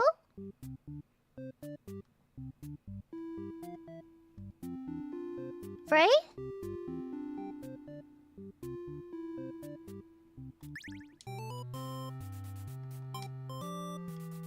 Hold on. Okay. Assassinating their overlord? This proves to you that demons really are foul creatures. We have to tell her about this. All options look like crap. I mean, it's theater, right? They're all bad ends. You don't understand what the maiden is thinking. The world is better off with less demons. They're all cold, ruthless creatures that should be destroyed. And those same creatures have just noticed you eavesdropping. The maiden takes off into the castle, and you have no choice but to follow. You burst into the Overlord's room. The maiden frantically tries to communicate what you just overheard. A demon underling barges in next, calling you liar. It's followed by the group from the entrance who shifts the blame back onto the little one. The demons only care about themselves. How can they be? You begin shouting at them. The whole room dissolves into noise until the Overlord yells for everyone to shut their traps. She threatens them with violence. This Overlord is no better than her subjects. You grip your sword tightly. You have to cut through everyone here to get this maiden to safety. You certainly will. The group of demons hiss to each other before shutting the door, leaving the runt of the litter behind. You glance around for another exit, but there isn't one. You have a terrible feeling about this. An instant, the whole room is in flames. What kind of demonic magic is this? The underling pounds on the door, upset that it's been betrayed. If you join it, vying to slay the cowardly demon on the other side. The next moment, the Overlord has taken hold of the underling. It's crying for mercy. She thrusts her claws in her underling's chest, and it lets out a horrible scream. You back away. You won't be the next target of her rage. She continues to dig and twist her claws in its limp body. You can no longer watch. You look back at the maiden. She's crying, hands clasped together in prayer. To have faith in a time like this, you envy her. The two of you, the Overlord and the underling's corpse, are all consumed by flames. Resign, hero, end! What the hell?!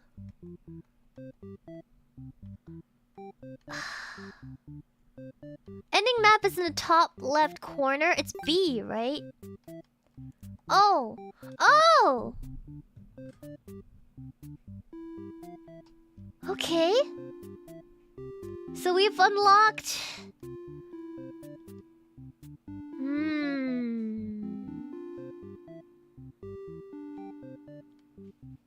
Hero begins his story. For the hero, we need to unlock one more with the... I don't understand this. We need to play from the... The Overlord chooses to kill the underling.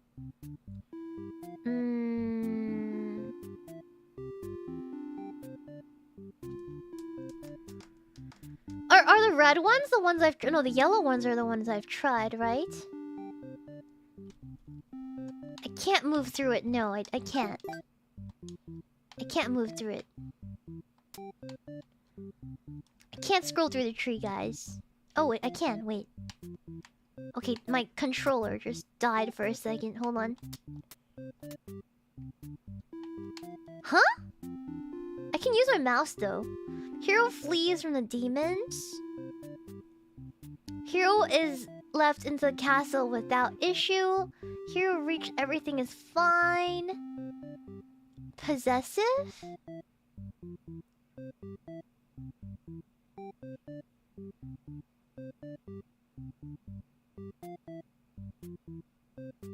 Oh, okay, so we don't know what he's like when she's possessive, right? So we'll try it like this. Okay, let's flee. Ask the maiden what's going on. But the Overlord objects to this. The maiden tries to tell her that she'll come right back, but the Overlord refuses to hear it. The maiden seems nervous. As a hero, it's your job to mediate situations like these. You tell the Overlord that if she doesn't let the two of you go, you'll have to assume she's evil. You'll be forced to vanquish her. You leave me no choice. The Overlord pauses before suddenly jumping you. You are helpless as she disembowels you with her claws. How horrible! You came all this way only to be met with this cruel fate. You should have destroyed these evil creatures while you had the chance. Your dying wish is for the maiden to somehow make it out of this alive. Naive hero end! Reset the stage. Okay, let's see what else the hero needs. So... hungry... slaughters his way through the castle while he's hungry. So dutiful, hungry. Oh no, dutiful, hungry. So dutiful hero, and hungry. And we'll play hero. There it is. Okay. Slaughter. What? Wait, what?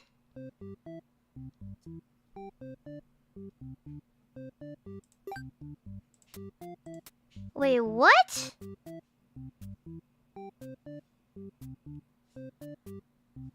This one. This one. I want this one. How do you get this one? And this one.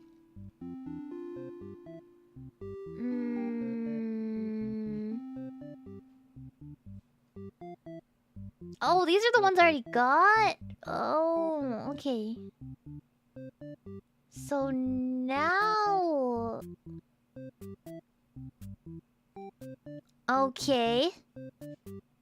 So how do you get here? Through here. If I haven't gotten it, it's a question mark. Oh. And the red I haven't gotten, right? So... here begins a story. She's antisocial, stays dutiful, obedient. She runs from you. These two, I don't understand. These two lead to the same thing, right? So we need obedient maiden. Yeah. Obedient maiden. She's antisocial. Antisocial. Yeah, this one is a true end, right? I need all of these though. She's antisocial. And then she'll be obedient. She'll be obedient. And that's hero. Okay. Oh, okay. I forgot to set the underling, huh? Hold on. Yes. Not hungry. So he is not hungry. And now it should be... No, wait, hold on. Hero flees. He's dutiful. Dutiful. And like this.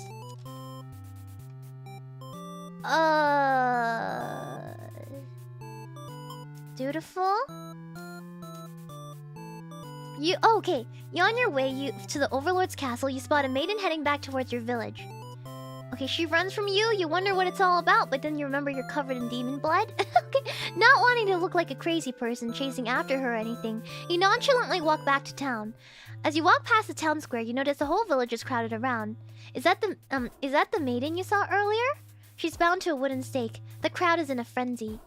The smoke begins to rise, and you stand idly by as the flames consume the maiden. She must have done something horrible to deserve that. You decide to call it a day and return to your house, and you can't escape the sinking feeling. Maybe you aren't cut out for this role. Wait, what? What?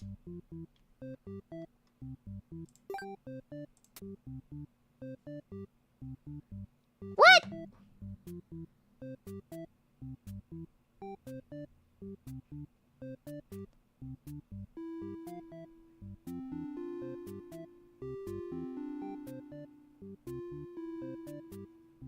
Okay?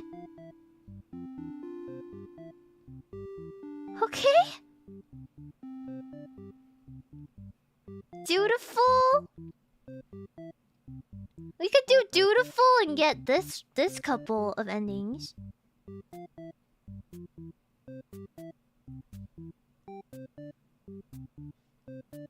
But I don't know about the Overlord.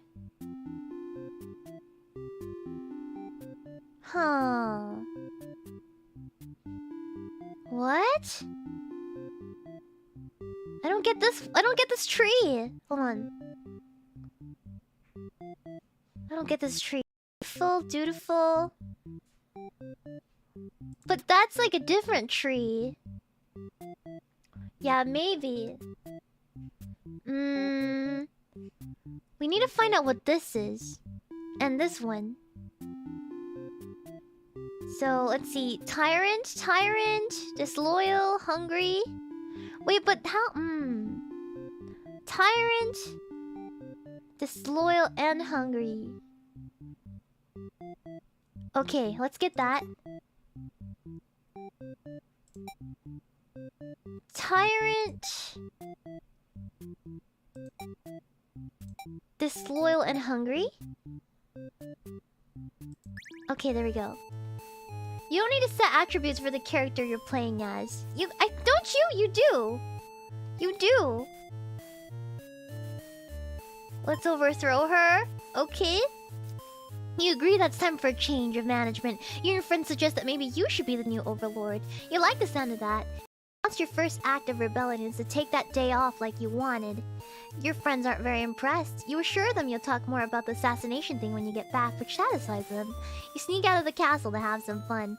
The change of atmosphere excites you. You spend some time rolling around in the grass wild and free. Gobble her up? Okay.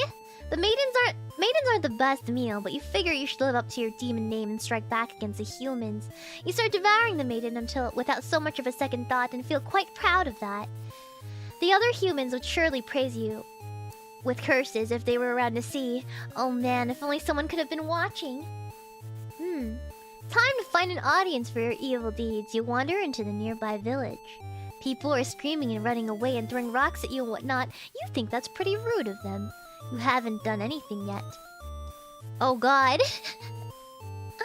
Put on a show! You attack the nearest human. He's old and weak and his bones delightfully.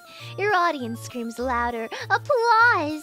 You think, hey, this is actually pretty fun. I should have taken revenge like this a lot sooner. As you continue your bloodthirsty dance, striking the villagers down, you fail to notice a sword-wielding hero running towards you.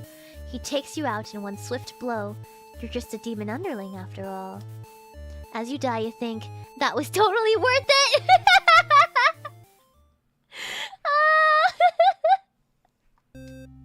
Performer underling end. Reset the stage. He liked that. He liked that. There was another choice, right? There was another choice. Gobble her up. Wait, change your mind and leave? If you figure out people are upset at... If people are upset at just you, they won't fully appreciate any terrible acts. Also, they might fight back. That probably wouldn't end well. You're just one little underling, after all. The day out has been adequately refreshing. You return to the castle, thinking you'll take a nap. You don't get to sleep long. Your friends wake you up rude. They're very eager to talk to you about the whole kill the Overlord plan. You admit you haven't given it much thought and only just now remembered it was a thing. Your friends question your loyalty to the cause. Disloyal. You tell them you were just joking and clarify they were totally here to win it. In it to win it. They say you were always terrible with jokes. Whether or not you actually feel like killing the Overlord, you know how bad it'd be to end up on the wrong side of things. And if this assassination deal doesn't pan out, you can always pretend you were an innocent all along. But underneath your shield of faux confidence, you worry about what you're getting yourself dragged into. You follow your friends outside the castle to talk more about the plan. You're curious if they have any idea how they want to go about this. They figured they'd just lock her in a room and set it on fire. What a stupid plan! That could go wrong in so many ways. You realize your friends are just a bunch of directionless thugs. Useless without someone's guidance. Your guidance. There'd probably be casualties if you fought her head on. And while showy deaths make a revolution a heck of a lot more fun, it's probably the wrong way to go. Your friends agree and suggest that you play the assassin. You didn't really want it to come down to this. But if you can't back down now, you'll have to be the one to assassinate the Overlord. Besides, no one has any better ideas. You sneak into the Overlord's room. She's taking a nap like usual. This is almost too easy. You silently approach your master. She looks so peaceful. Wow, what a creeper! Ooh.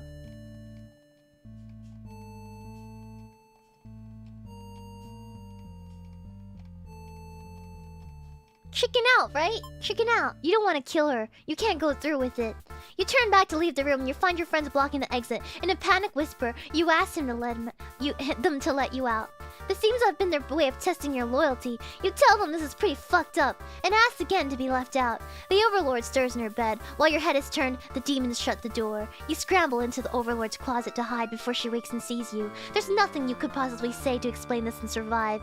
You're trembling. You can't believe those assholes would bully you like this. You feel like crying. Light flickers at your feet. It doesn't take you long to realize they've set the room on fire. You hear the Overlord trying to get the door open to no avail. You're both trapped. Too afraid to move, you resign yourself to your fate. And you and the Overlord burn together. What? Cowardly underling end. Reset the stage. Yay! He has another option now. Now go for the kill. Yes, let's overthrow her. Gobble her up. Change your mind and leave. Let's see. Let's kill the Overlord. Time to die. You figure the cleanest way to do this would be to dig your claws in her throat, so you did just that. She awakes, but not in time to stop you. You watch as she chokes on her blood, cursing you, before finally expiring. That felt terrible. You remind yourself that was either her or you, and you weren't about to let yourself get killed by anyone. You leave the room to find your friends waiting outside. They look pleased. Only now do you realize they must have planned to use you like this from the beginning. You are the new ruler of the castle. Your subjects bow before you. You live in fear that they will one day betray you, as you had betrayed your Overlord. What? What? Coward. Okay, let's do that. Coward, and then... It's kind of a good ending for him, yeah, I mean... All things considered, right? It's not too bad for him. He's really cute. His little mouth is like the best thing. Worst and constant fear, honestly. I would say. Coward and hungry, maybe Maiden lives. Maybe. Maybe. Hold on, I want this tree right here. Dethrone the Underlord. He's diplomatic. Polite, diplomatic. Granted the day off. Polite. bring his maiden to the castle. Diplomatic. Maiden has to be polite. Okay. Let's see. I know I want a good end for the Overlord and the Maiden. I want them to love each other forever. Why can't they be together? Why can't they be together? This is stupid. I want them to be together.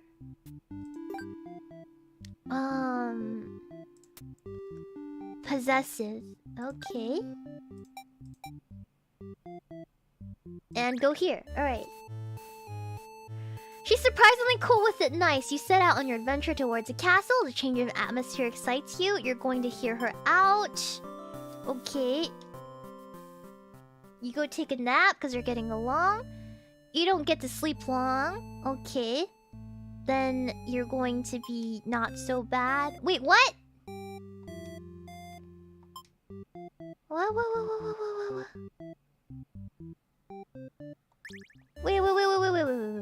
You're out. Okay. Okay.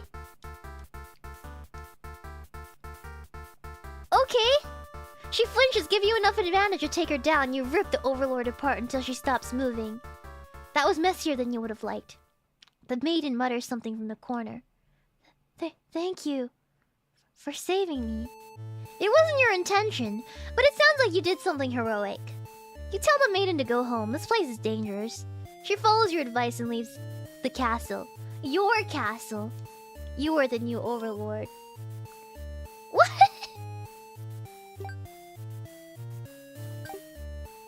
What? What?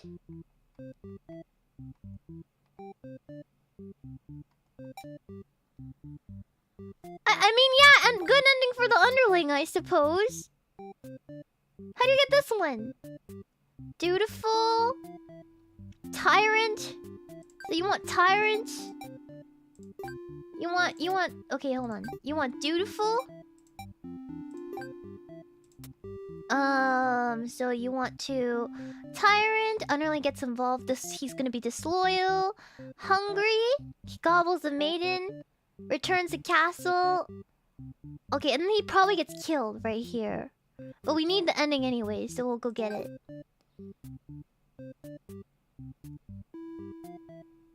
Okay. I forgot. Forgot already. You're going to eat her? You're gonna change your mind and leave? You're going to avenge? Who does this guy think he is? Coming in here and killing everyone like some maniac. What did we ever do to him? You lunge at him while he's being busy driving his sword into the guard, who sometimes brought you food whenever they noticed you were feeling kinda down. You like that guard. You wish it all your demon heart for this hero to suffer their deeds. You bite into him, tearing flesh from bone. It tastes like iron. The hero struggles, you feel his sword go through you, but there is no pain, only retribution. More of your comrades pile onto him as your consciousness fades. The hero is overtaken. Your army has won. You've earned your rest. Victorious underling! Edgelord ending! Okay, reset the stage. Okay, we've got everything up until here. He can be... There's something here too. I need to get something here. This one is a underling, right? And then this one's an overlord. So trusting. Hero behavior trusting. Granted the day off. Brings maiden to the castle. Disloyal. He's gonna be disloyal. She's gonna be antisocial. And she's gonna be obedient. Antisocial. And then... Granted day off, bring maiden to the castle and be disloyal. And the hero is gonna be trusting. And then we'll play. Yes. Okay, we're going to tell her to quit yelling. We're gonna be disloyal. You and your friends turn to notice the maiden from earlier has overheard your entire conversation. It'll be bad for you if the Overlord found out about this. Oh my gosh. Toss her in the dungeon. You and your friends seize the maiden and bring her to the dungeon under the castle. It's empty, save for the decorative skulls. They're only there to make it more spooky. The maiden is very upset. You leave her in a cell to continue scheming with your friends. Now a hero has arrived at the front gates. He's asking about a maiden, perhaps the very one you just locked up. The gatekeeper, who must have seen everything, tells the hero exactly what happened. What an idiot, do you think? Why give the hero an excuse to start slaughtering us? The hero yells, "Prepare to face justice!" and other such cliché hero lines before driving a sword into the gatekeeper's torso. You're small compared to a lot of your friends, so you're able to slip away without getting cut up by that sword. You get to thinking, if this hero took down the Overlord for you, everything might actually work out in your favor. You wait for things to die down outside before poking your head out. You spot the Overlord and the hero locked in battle. They've worn each other down, making this very easy for you. Once an opening presents itself, you hit the back of the hero's head, knocking him out. What are you doing? I couldn't tell you. Couldn't you tell this was a duel? You don't respond. You have to carry out the assassination. You tackle her and rip her to shreds with your claws until she stops moving. You finish off the hero next. You can't let them revive and come after you later. Kind of a cheap victory, but it doesn't make any difference. Anyone who manages to survive comes crawling out of their hiding places.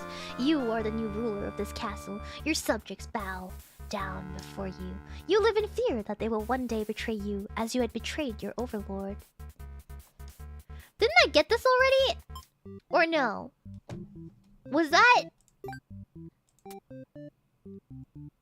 I need this ending right here. I need the other one. So, is it the other option? Do I try again? Same end, different means. Yeah, let's freaking go.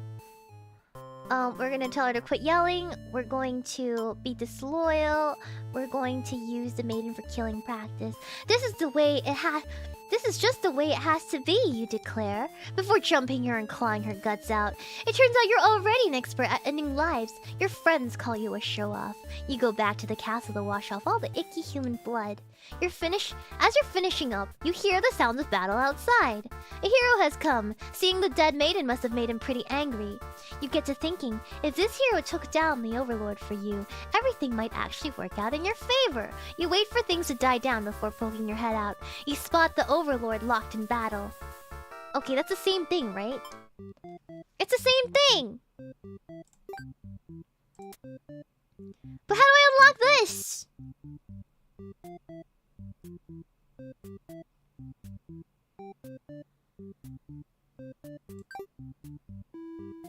Do I have to play another person?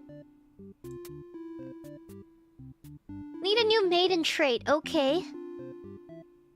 I can go for this one. This one we need to unlock, right? Huh?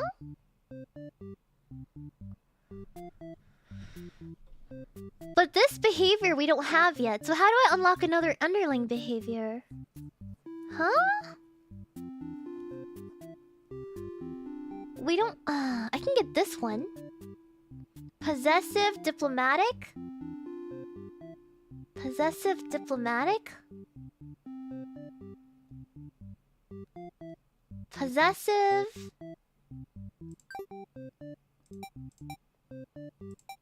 diplomatic? Yeah, I know. I've played the underling, right? Like, this one is missing. I need an underling behavior. I don't know how to get it, though.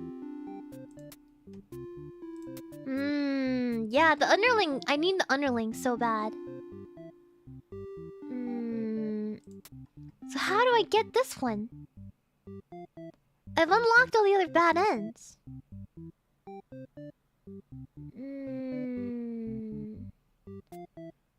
Try captor? Captor?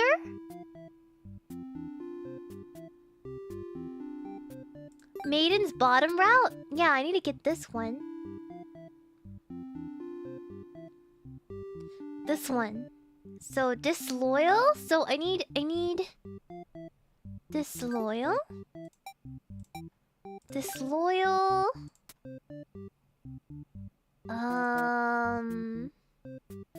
No, not disloyal. I don't need that. I just need possessive, right? Possessive. Possessive.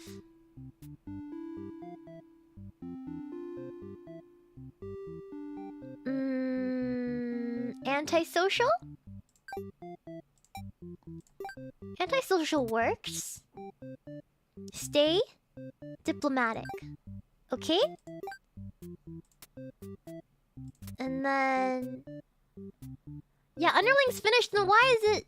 question mark?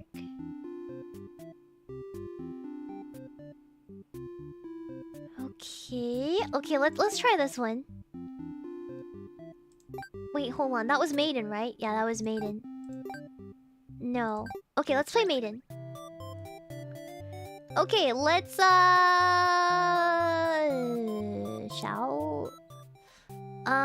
Refuse to leave, stay with her.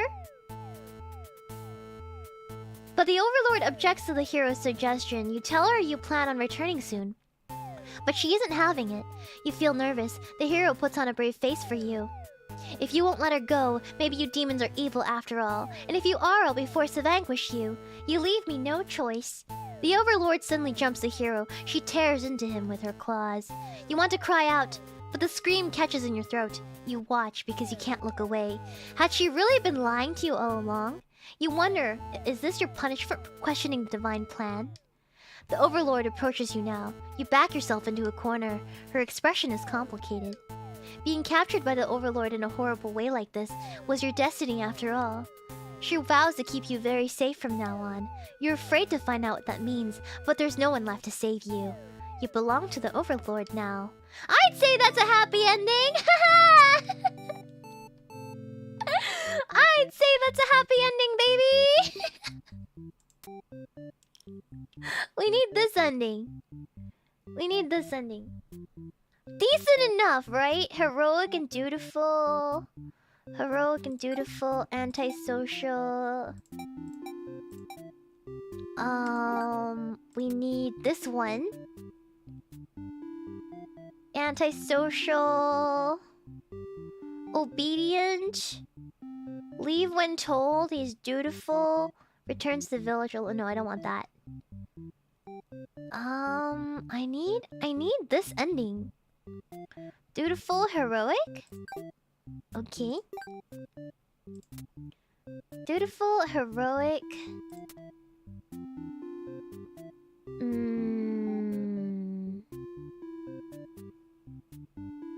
Stays with the Overlord. And then he's dutiful.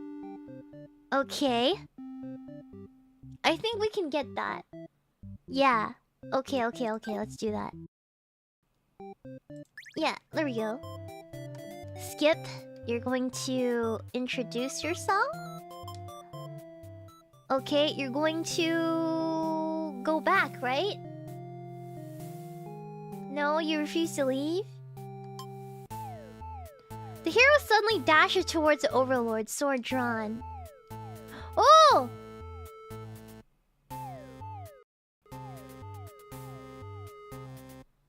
Protect her! You selfishly threw yourself in front of the hero's blade, acting as a shield.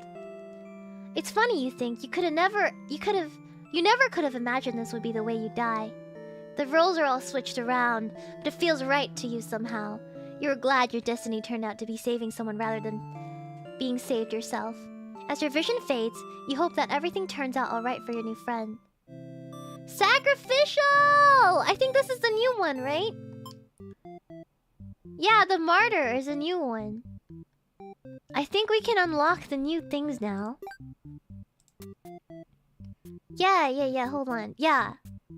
Maiden behavior, martyr. I can unlock a couple more endings. But this maiden has not been unlocked yet. Heroic. This one's a question mark too. There's so much maiden stuff we haven't unlocked. Wow! 2 more! Ah! Gosh, I don't know who to play. Hold on. I know, this is so sad! Dutiful, dutiful, dutiful.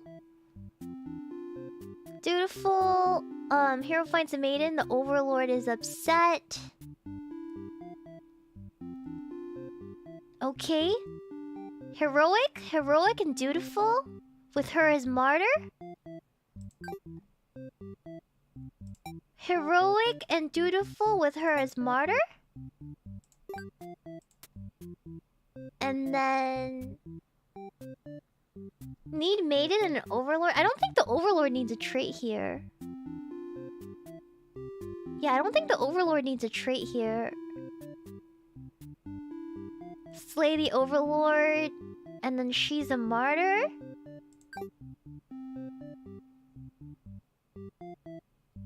Let's try it.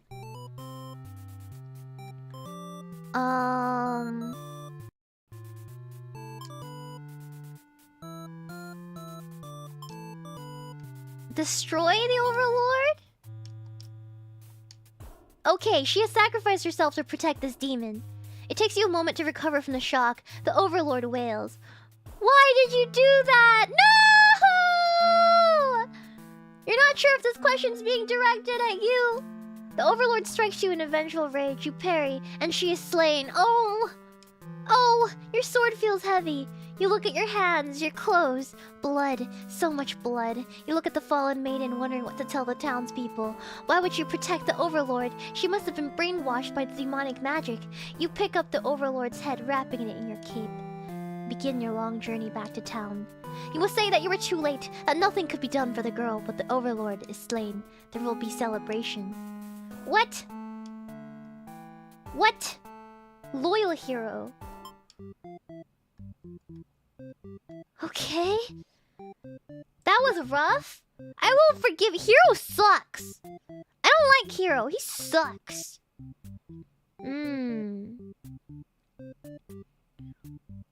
Wait, what? Dutiful, dutiful. Just dutiful. Dutiful. Dutiful route, and then... Dutiful finds maiden, the overlord is upset. Hero apologizes.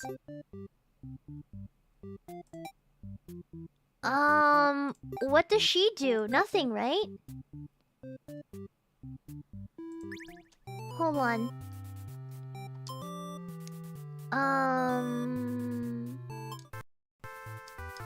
Oh, okay. Ask the maiden? You don't know how to respond. The overlord moves past you and out the door. To see her army in lifeless, bloody piles. She's wailing. It's horrible. This is your chance, hero.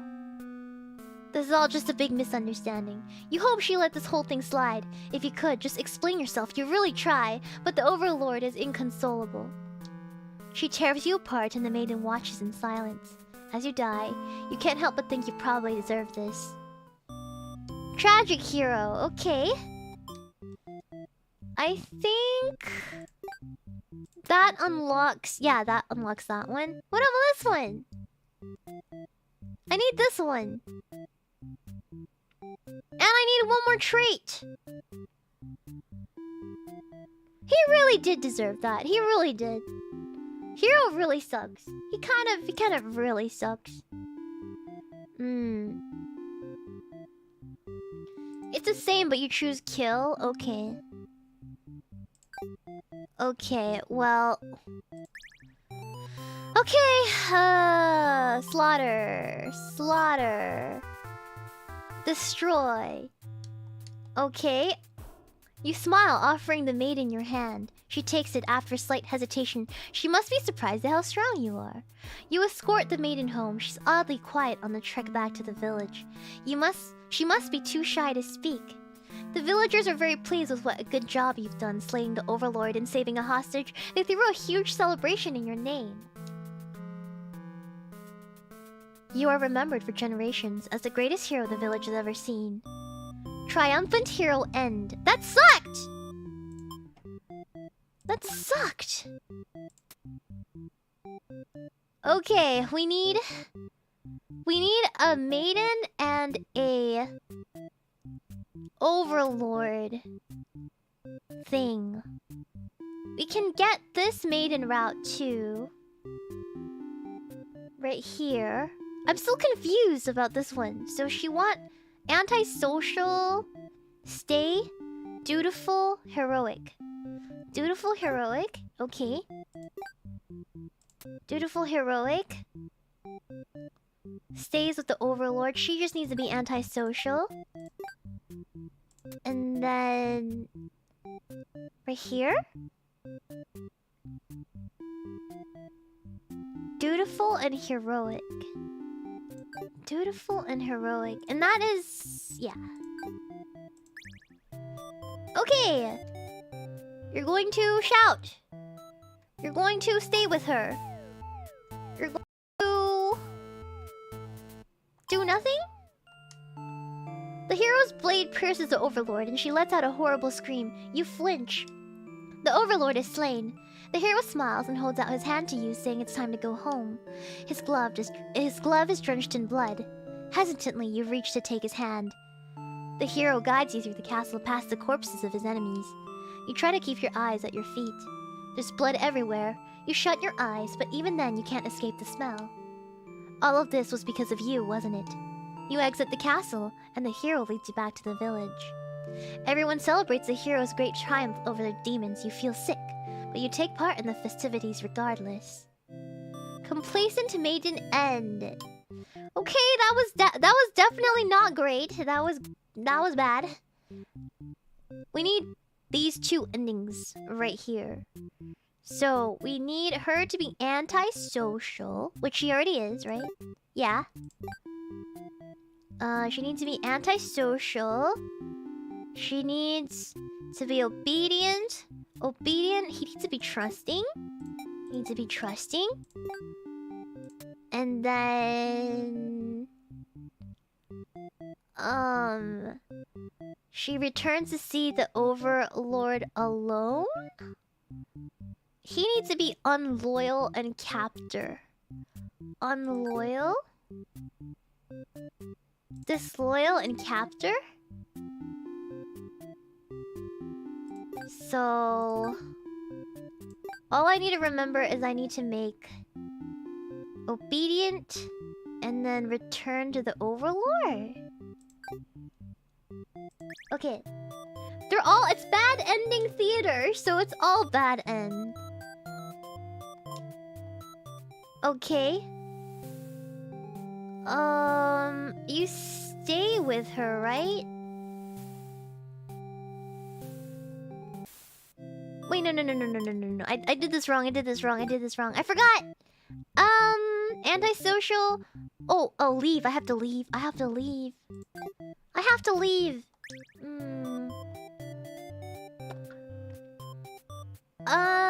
Shout for hero. Obey her? He's very surprised the demons don't seem to be as malicious as you were led to believe. The two of you returned to the village hoping to communicate this to everyone. They'd all been so worried, and very glad that the hero has brought you back. You quickly set the record straight. You weren't rescued because there was nothing to be rescued from in the first place. The villagers seem confused and look to the hero for an explanation. He tells them that he only ran into you on his way to the castle, and that this isn't really his story to tell. You explain to them how you met the overlord, and that she's not actually interested in capturing maidens or other mean things like that. The villagers look again to the hero for confirmation. You feel a little miffed that they seem to prefer his word to yours, but you don't say anything about it. The hero proclaims that he believes your story, but volunteers to go talk to the demons himself just to make absolutely sure. The crowd breaks into hushed whispers. You hear words like trickery and demon sympathizer being thrown around, which makes you frown. You're pretty shocked that everyone's this hesitant to believe you. Does the hero even trust you? You aren't sure anymore.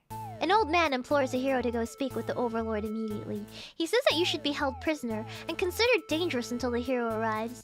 Much to your disbelief, the crowd agrees with him. Because, of course, you were conspiring with the demons. They can't afford to let their guard down. The whole village will be slaughtered by monsters. The hero isn't saying anything. You'll be tied up and tossed into a cell at this rate. You're going to be held captive by anyone. It's going to be the overlord, not your fellow countrymen. Oh, resolute! You boldly announce that you'll accompany the hero to prove yourself. You'd rather risk what's out there instead of staying in a village that doesn't trust you. No one seems to know how to react. You grab the hero by the wrist and take off before anyone stops you. Near the castle's entrance, you spy a group of suspicious demons congregating. They're talking about assassinating the overlord. You have to warn her, but the hero shakes his head. He says that if this is the true nature of demons, the world is better off with less of them. This isn't right, you think. What kind of a hero passes up the chance to save a life? The demons have taken a notice of you. It's now or never. You take off into the castle, and the unreliable hero follows shortly after. You burst into the overlord's room. Okay, this is the same shit. This is the same shit! But there's another trait, right? Wait, but I haven't gotten these yet. I'm trying to get this option. I want this ending. How are we supposed to get that ending? Antisocial.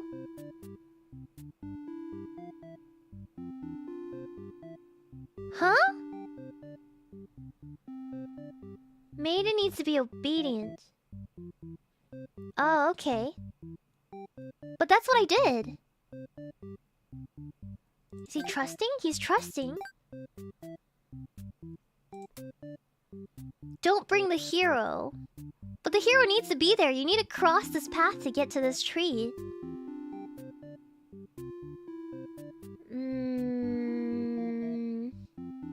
I need this one. This loyal captor, which he is.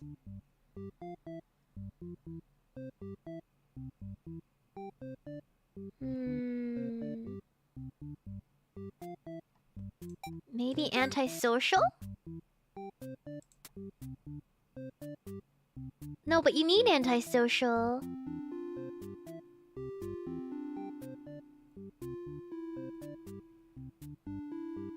Remove resolute. Okay. Okay. You obey her, right? Leave on your own? You can prove yourself without anyone's help. You make a run for the overlord's castle, leaving the... Okay. They're talking about assassination? They immediately notice you overheard them and decide to lock you in a dungeon before you can cause any trouble. You cry out, but the demons ignore your protests. You can't believe you escaped possibly being thrown into a cell back to in your village, only to be tossed in this awful place. This is terrible. Who's gonna keep those demons from harming the overlord? You hope she can fend for herself. You hope she can fend for herself. You sure can't. You hear the sounds of battle echoing through the halls outside. Did the hero follow you? If he's out there, your cries don't reach him. After a while, the violence seems to die down. It's impossible to tell what happened. You continue to wait, but no one comes for you.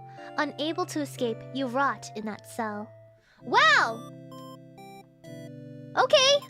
And I'm assuming the other one is just not captor.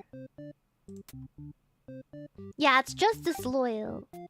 It's the same thing. It's the same thing. You obey her. You leave on your own. Okay. This is just the way it has to be. Okay, you die. Slaughtered. Exit the stage. Okay. Okay. I think we've completed all of these for the maiden. We have several more, but we need to unlock the last... This one. Yeah, okay, now we're saving the best for last, okay? We're saving the best for last. Let's go ahead and unlock this tree right here. So she needs to be... Underling? Take the underling. Okay, let him have the day off. Stay in chat. Dutiful. Heroic. Let's get this one. So dutiful. Dutiful. The maiden, she stays and chats. That means he needs to be... I guess it doesn't matter what he is. Dutiful. Okay. There it is. Grant them the day off. Let her stay. You notice the sounds of battle have started ringing through your castle halls. The maiden's getting nervous, but you reassure her it's only your underlings roughhousing. No big deal. You know it's probably a hero, but you don't upset the maiden by telling her that your army will take care of it.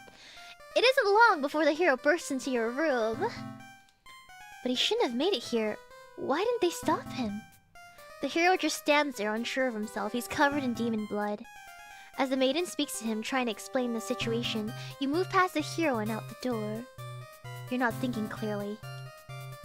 Seeing your servant's bodies in pieces all strewn about your castle has really taken it out of you. The hero did this? There's so much blood. Why? Why did he come for the maiden? Did he think she needed rescuing?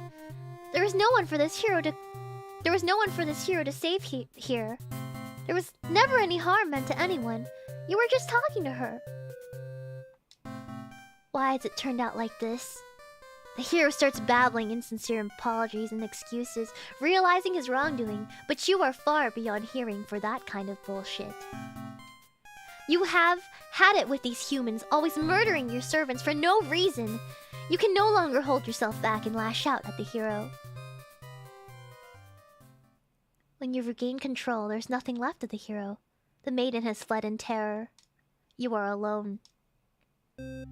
Wrathful Overlord!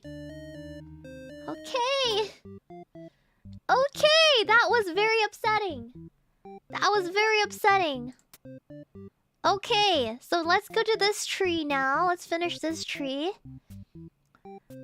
He needs to be diplomatic and heroic. Diplomatic and heroic.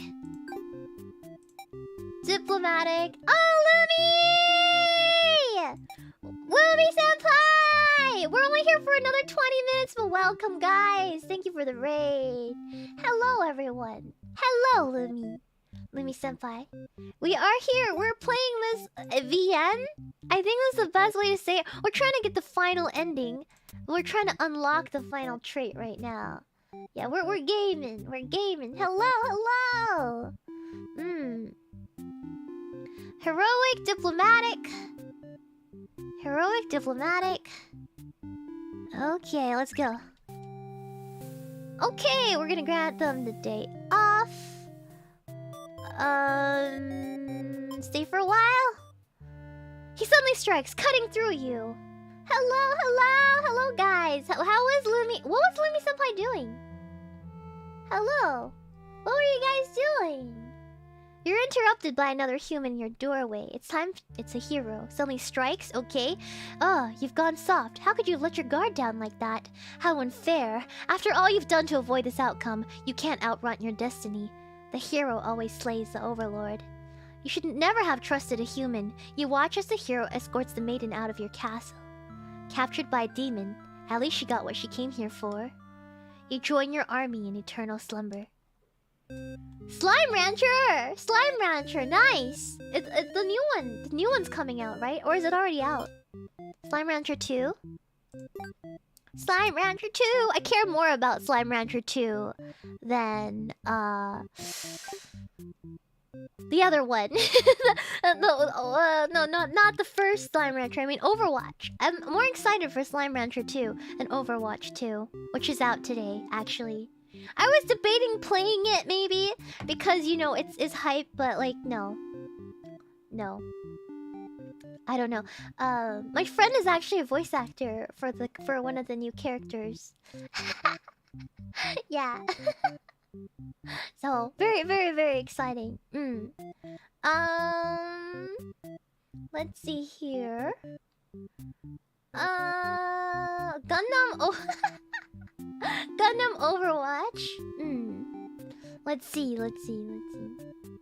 Gundam, I don't play like FPS. Or third-person shooters. I'm not too good at that sort of thing. Yeah. Hate that game in the company? Yeah. Anyhow, okay. Blah blah blah blah blah blah blah blah blah blah blah. Okay, let's see. No, Black Company was not Blizzard. No, I did not work for a gaming company. Overlord begins her story. Overlord lets the underling have the day off. Maiden stays in chat. So he needs to be dutiful, heroic, and she needs to be a martyr. Heroic, dutiful, right? Heroic, dutiful, martyr. Heroic, dutiful, no? Heroic, dutiful, and then martyr. Grant them the day off. Let her stay. Okay. Oh, you turn just in time to see her throw herself between you and the hero's blade. It pierces her chest and she falls to the floor lifeless. As the pool of blood beneath her grows, so does your rage. This hero has taken everyone from you now. You lose control. And the hero is obliterated. But your hatred for the humans has not yet been sated. You go on to destroy them all and become the ruler of the entire world. Okay, Vengeful Overlord End A. Cool. Nice. Alright, that's done. Now we can go on to the main dish. So I need to do antisocial. Obedient. She needs to be obedient. Antisocial, obedient. She needs to be... let's the hero and maiden go. Trusting and resolute. I can skip to here, right? But I can...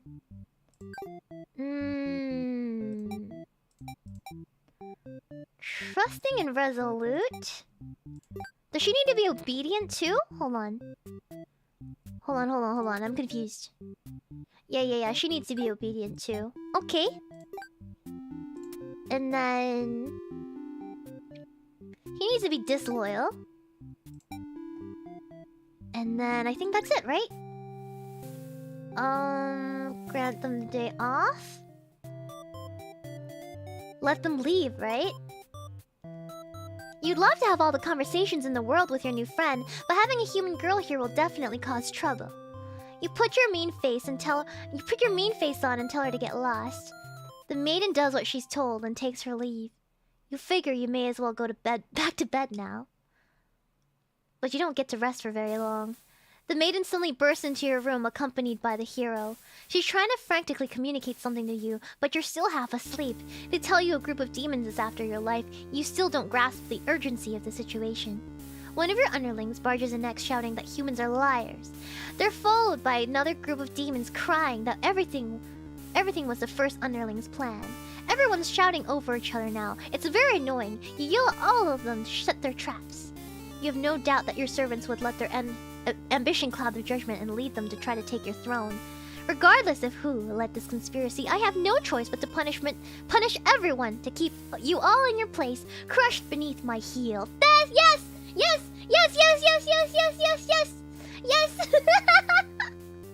I would love that! I would love this! Saying that made you feel very overlord-like. You aren't sure if you have the strength to back it up, though. Lately, all you do is sleep. The group of demons start muttering something about going to Plan A and suddenly slam your door shut. You, the maiden, and the hero, and one of your underlings are trapped inside. In an instant, the whole room is in flames. The underling pounds on the door, cursing at their friends for betraying them. The hero pounds on the door as well, vowing to slay the cowardly demons on the other side. So this is how you'll die. Burned alive in your own room, by those you thought you could trust. You should have expected this from a bunch of idiot demons, though. You notice the maiden crying. Why does she have to die over something that has nothing to do with her? Perhaps she was cursed the moment she spoke to you. You wonder if you're cursed as well. You're so filled with anger and frustration you don't even notice that you grabbed the underling those traitors blamed everything on. They cry for mercy, saying that they were dragged into this plot knowing they'd be killed if they took your side. They cry that they didn't want to have to kill you. You almost feel sorry for them. Ooh, you should forgive them. That's a new trait, right, Merciful? You release the underling, killing them wouldn't make you feel any better. Besides, they've already gotten their punishment. You all burn together. Wait, wait! Overlord's true end? Wait, what?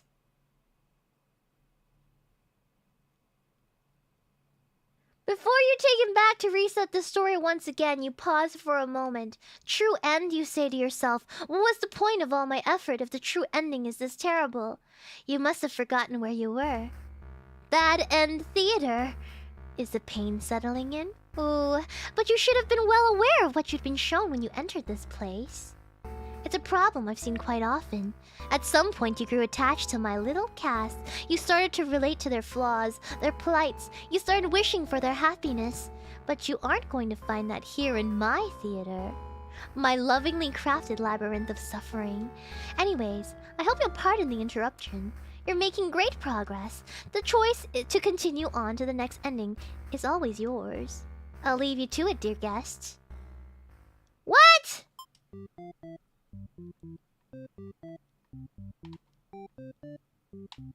What?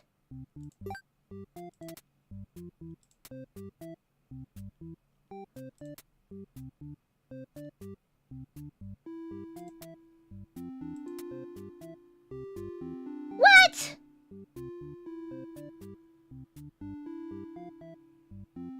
Everything you've done has only hurt them more.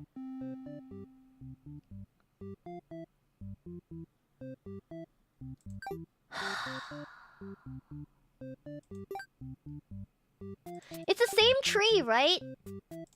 For all of them?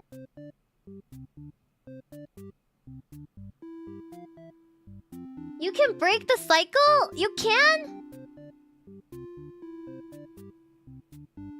How do you get here?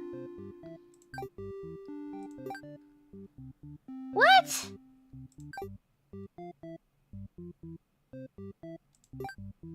This doesn't make any sense to me, because there's another branch.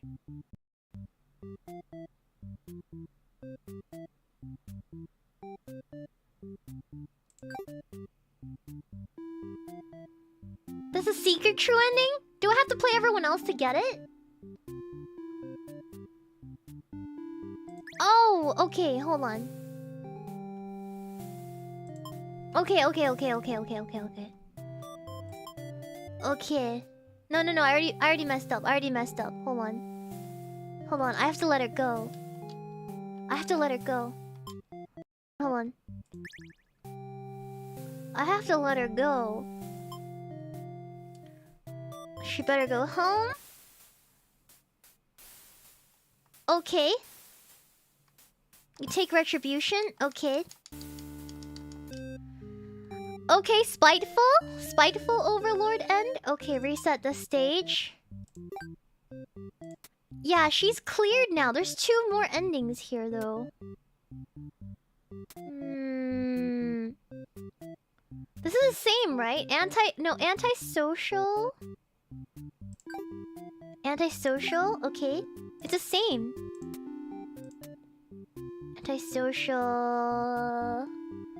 I have to leave?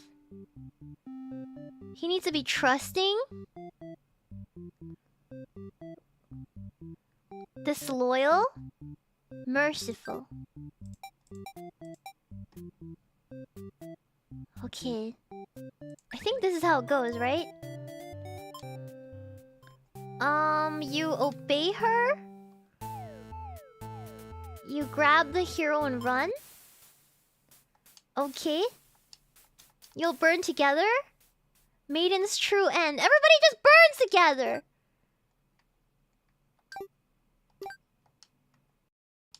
What the hell? What? A letter flutters down from beyond the curtain. You found lost letter number 2. It can't end like this. You want to answer the maiden's prayers. You've decided to find a way to save everyone. But retracing the past you've seen so far, doesn't seem like any room to avoid a bad ending. Is there anything you can do to keep them all from getting killed in the end? If there's nothing you can do by acting from within their story, maybe it's time to take things into your own hands. Wait, what?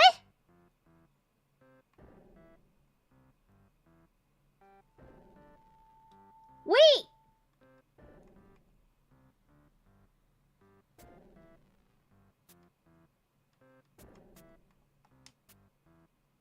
The hero is burning. You boldly insert yourself in the story and use your incredible power to warp everyone to safety. You didn't know you could do that. What's going on here? You take a moment to get a good look at yourself. You are you. Why are you pitch black? You feel that your body doesn't accurately represent you, but you move past it. The hero, the maiden, underling, and overlord have been staring at you. They look like they don't really know what they're supposed to do right now. You guess that's because you're usually the one guiding them. What will you say to them? Hi, guys! You smile awkwardly and introduce yourself. The maiden is the first to respond. My prayers have been answered. You must be. Hello, Rolf Chief. Thank you for becoming a member for 2 months. Her god? No, you're merely the player. If there was any god here, that'd be the final boss. That's just how these role-playing games go. Now you realize what the real true ending must be. Now, enough of this. I admit I've been encouraging you all along, but a self-insert story, how passé. You watch helplessly as tragedy descends from the heavens. You didn't honestly believe you were the only one who could force your way into this stage, did you? I am the narrator, storyteller, god of this world. Call me tragedy if you like. Darkness envelops your party. You don't mind if I send each of them back to relive one of their many bad endings, right? You are alone in the darkness with me. Tragedy. I sincerely hope you've been enjoying your time in my theater. Though I can't abide you stealing the show without permission, it's quite disrespectful. I wanna see, I'm sick of all these bad endings. Then frankly, you should never have come to a place called Bad End Theater. Haven't we already been over this? You think defeating me might just be the only way to see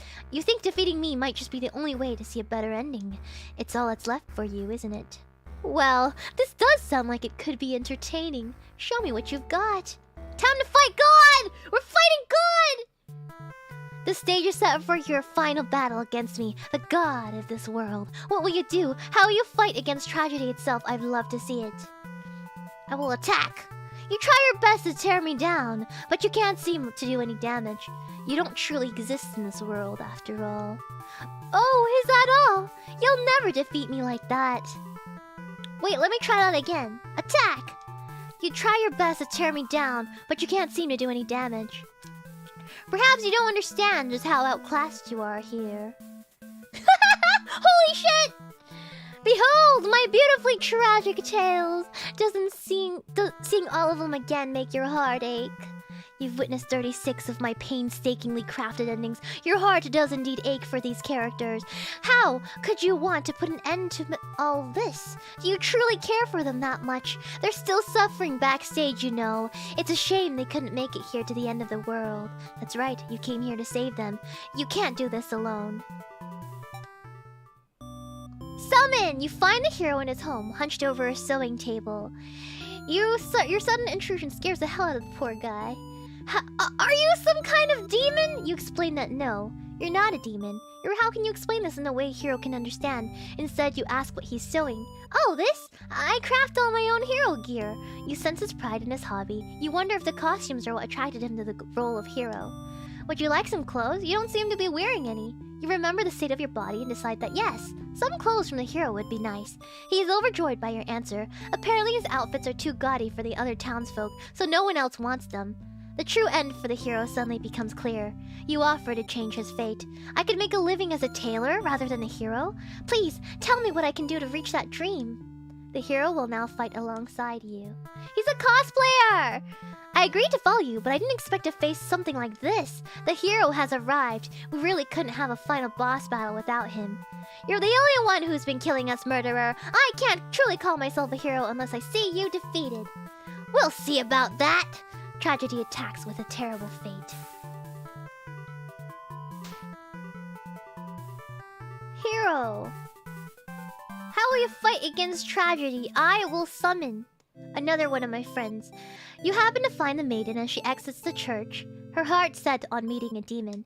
Perfect timing. She approaches you, already having taken notice of your odd form. Excuse me, are you a traveler? I've never seen anyone like you before. You explain that no, you're not a traveler. Well, maybe you are in a sense. You've come all this way. The maiden regards you with excited curiosity. Then perhaps you might be a demon? I was hoping I would meet you one day. Hero redemption! This is Nakama! This is like so Japanese RPG. This is so JRPG right now. My role as maiden is to be captured by the Overlord, you see, but I've grown tired of waiting. You remember this part. She wanted to understand her role better, and so you ask what is it she's really hoping to gain from this. The maiden, confused by your question. Perhaps it was simple as wanting to reach the place she felt like she belonged.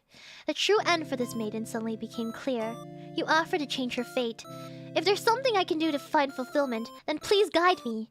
The maiden will now fight alongside you. What is this horrible creature?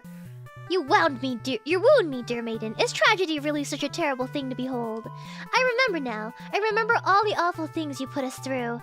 Then this should be familiar to you as well. Tragedy attacks with a terrible fate. Okay, my HP is so bad. Our true endings do exist. They simply must. The maiden hopes with all her heart to overcome tragedy. Tragedy is reeling. Let's do willpower. Your reign of terror ends here, tragedy. I refuse to give in. The hero uses his willpower to overcome tragedy. The tragedy is reeling. We're going to summon. Summon. You approach the gates of the Overlord's castle. The underling is on guard duty as you expected. They call out to you. The other demon guard is sound asleep. Hey, you're a pretty weird-looking intruder. What do you want? You've explained that no, you're not an intruder, although you're definitely intruding into their story right now. You tell the underling you've gone to save them from tragedy. Okay, try saving me from boredom first. I hate this job. The underling snickers. You ask what kind of job they'd rather have. It'd be best if I didn't have to work at all. I just want to live a carefree life and never get bossed around or picked on. Isn't that your life right now, though? You think of the underling's friends who had bullied them into... Oh, that's true. Bullied them into an assassination plot, only to betray them in the end. If they kept better company, maybe they wouldn't feel so restless. The true end for this underling suddenly becomes clear. You offer to change their fate. There's a way that even work can be fun? Sounds fake, but I'll tag along with you just in case. The underling will now fight alongside you. Oh, he's so sweet. Wait, what the fuck? You didn't say anything about a boss battle. The underling, You must be desperate to call on such an unreliable ally. Huh? If I beat this guy up, all my problems will be over. Oh, but it won't be that easy. Tragedy attacks with a terrible fate. Okay, so the underling, we're gonna turn on hero justice. The hero tries using his belief in justice to fight tragedy. Oh, never. Oh, hold on. Oh, that was the wrong thing. That was the wrong thing. I get it now. So you'll use all your tenacity. The underling uses their tenacity to overcome tragedy. Tragedy is reeling. Okay, yeah, so I have to make the right choice. The right choice. You enter the Overlord's room, relieved to see the fire contained to the torches on the walls. When you close the door behind you, the Overlord rises from her slumber. Who are you? Why have you come to reside in my castle? Have you come to reside in my castle and serve me? You explain that no, you're not here to serve her. I would love to! It's more than you'd come... It's more like you've come to do her a favor. You ask why she spends all day sleeping instead of commanding her demon army. She laughs in response. Many of my underlings certainly think I should be more aggressive with the humans. Like my father before me, his quest for revenge was endless and self-perpetuating. There's a reason I had to destroy him. You can't help but think it's a little late in the game to be getting some new backstory. I have no interest in waging war on the humans. I merely wish to be left alone, to live a peaceful, indulgent life in my castle. You realize she must actually be very lonely, only surrounded by soldiers instead of friends. No wonder she gets so attached to the maiden. The true end for the Overlord suddenly becomes clear. You offer to change her fate. My own attempts at peace have been rather imperfect. If you offer a solution, then very well. I will follow you. The Overlord will now fight alongside you. So I see. So this is tragedy. Ah, so you've brought the Overlord. I don't stand a chance now. You've prevented me from attaining peace for long enough. Prepare to die. Ha-ha! I hope you're prepared to face your death as well. Tragedy attacks with a terrible fate. Okay, cool. Now that the whole party's here, can you solve my final puzzle? Which combination of behaviors will open a path to your true ending? She will use her ambition. I'll reach my true ending with my own power! This is so Yu-Gi-Oh! The Overlord uses her ambitious nature to overcome tragedy. This is it! With everyone's hearts united, you take aim toward your best possible futures. You all unleash one final attack to destroy tragedy once and for all. Oh my gosh. Ha ha ha! You've done it! You've managed to defeat me! A tragic ending for tragedy itself. I love it! I must thank all of you for fulfilling your roles perfectly. Starring Hero as himself. Thank you, Hero. Thank you, Maiden. Thank you, Underling. Thank you, Overlord. Enough of this nonsense! We defeated you, so die already! Don't worry, I'll be making my exit shortly. Finally, thank you most of all. We couldn't have made it here without you. Yes, my band and theater did contain a truly good ending after all. I apologize for antagonizing you for so long. I wanted to deliver a satisfying story.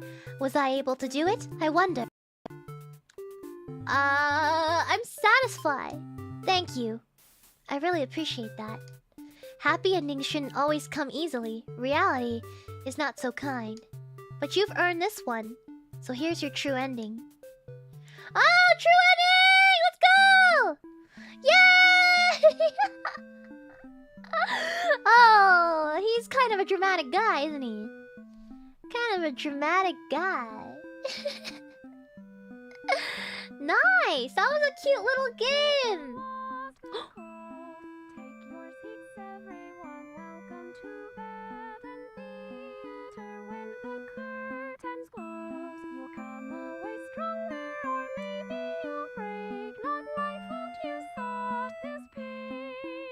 A Vocaloid song!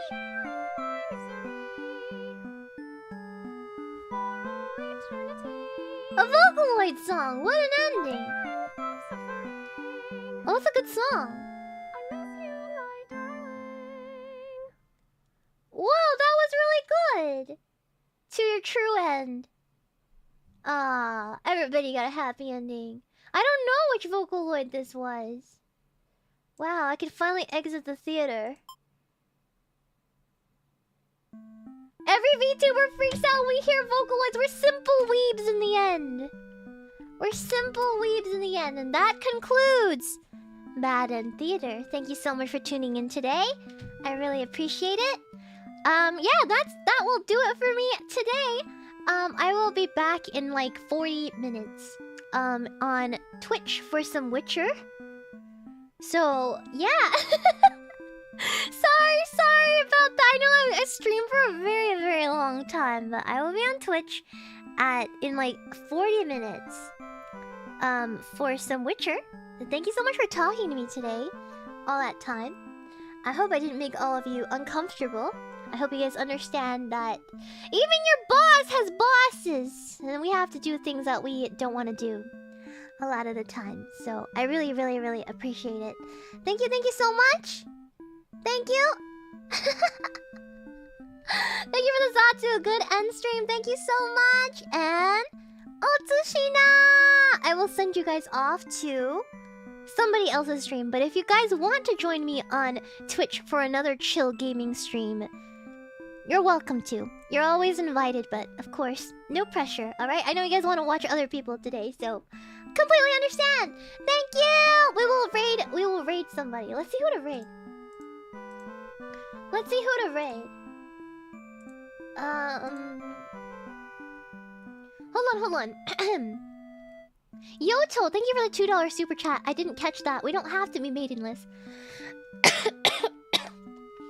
Sorry, give me a second. Pippa Senpai's on, right? Pippa Senpai's on right. A lot of people are on right now. Hold on. This is prime time. This is prime time. Let's see here. Yeah, Pippa Senpai's on right now.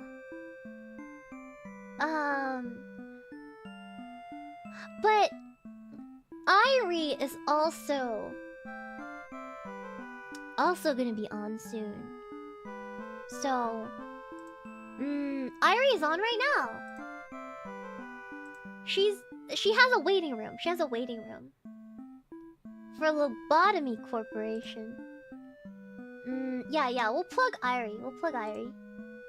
Yeah, Pippa has a lot of viewers, so yeah, we'll go raid Irie after this. Yeah, thank you so much. I will see you guys in like half an hour, okay? Bye bye. Maybe some of you in half an hour. No pressure. Ending. Thank you. Oh no, hold on.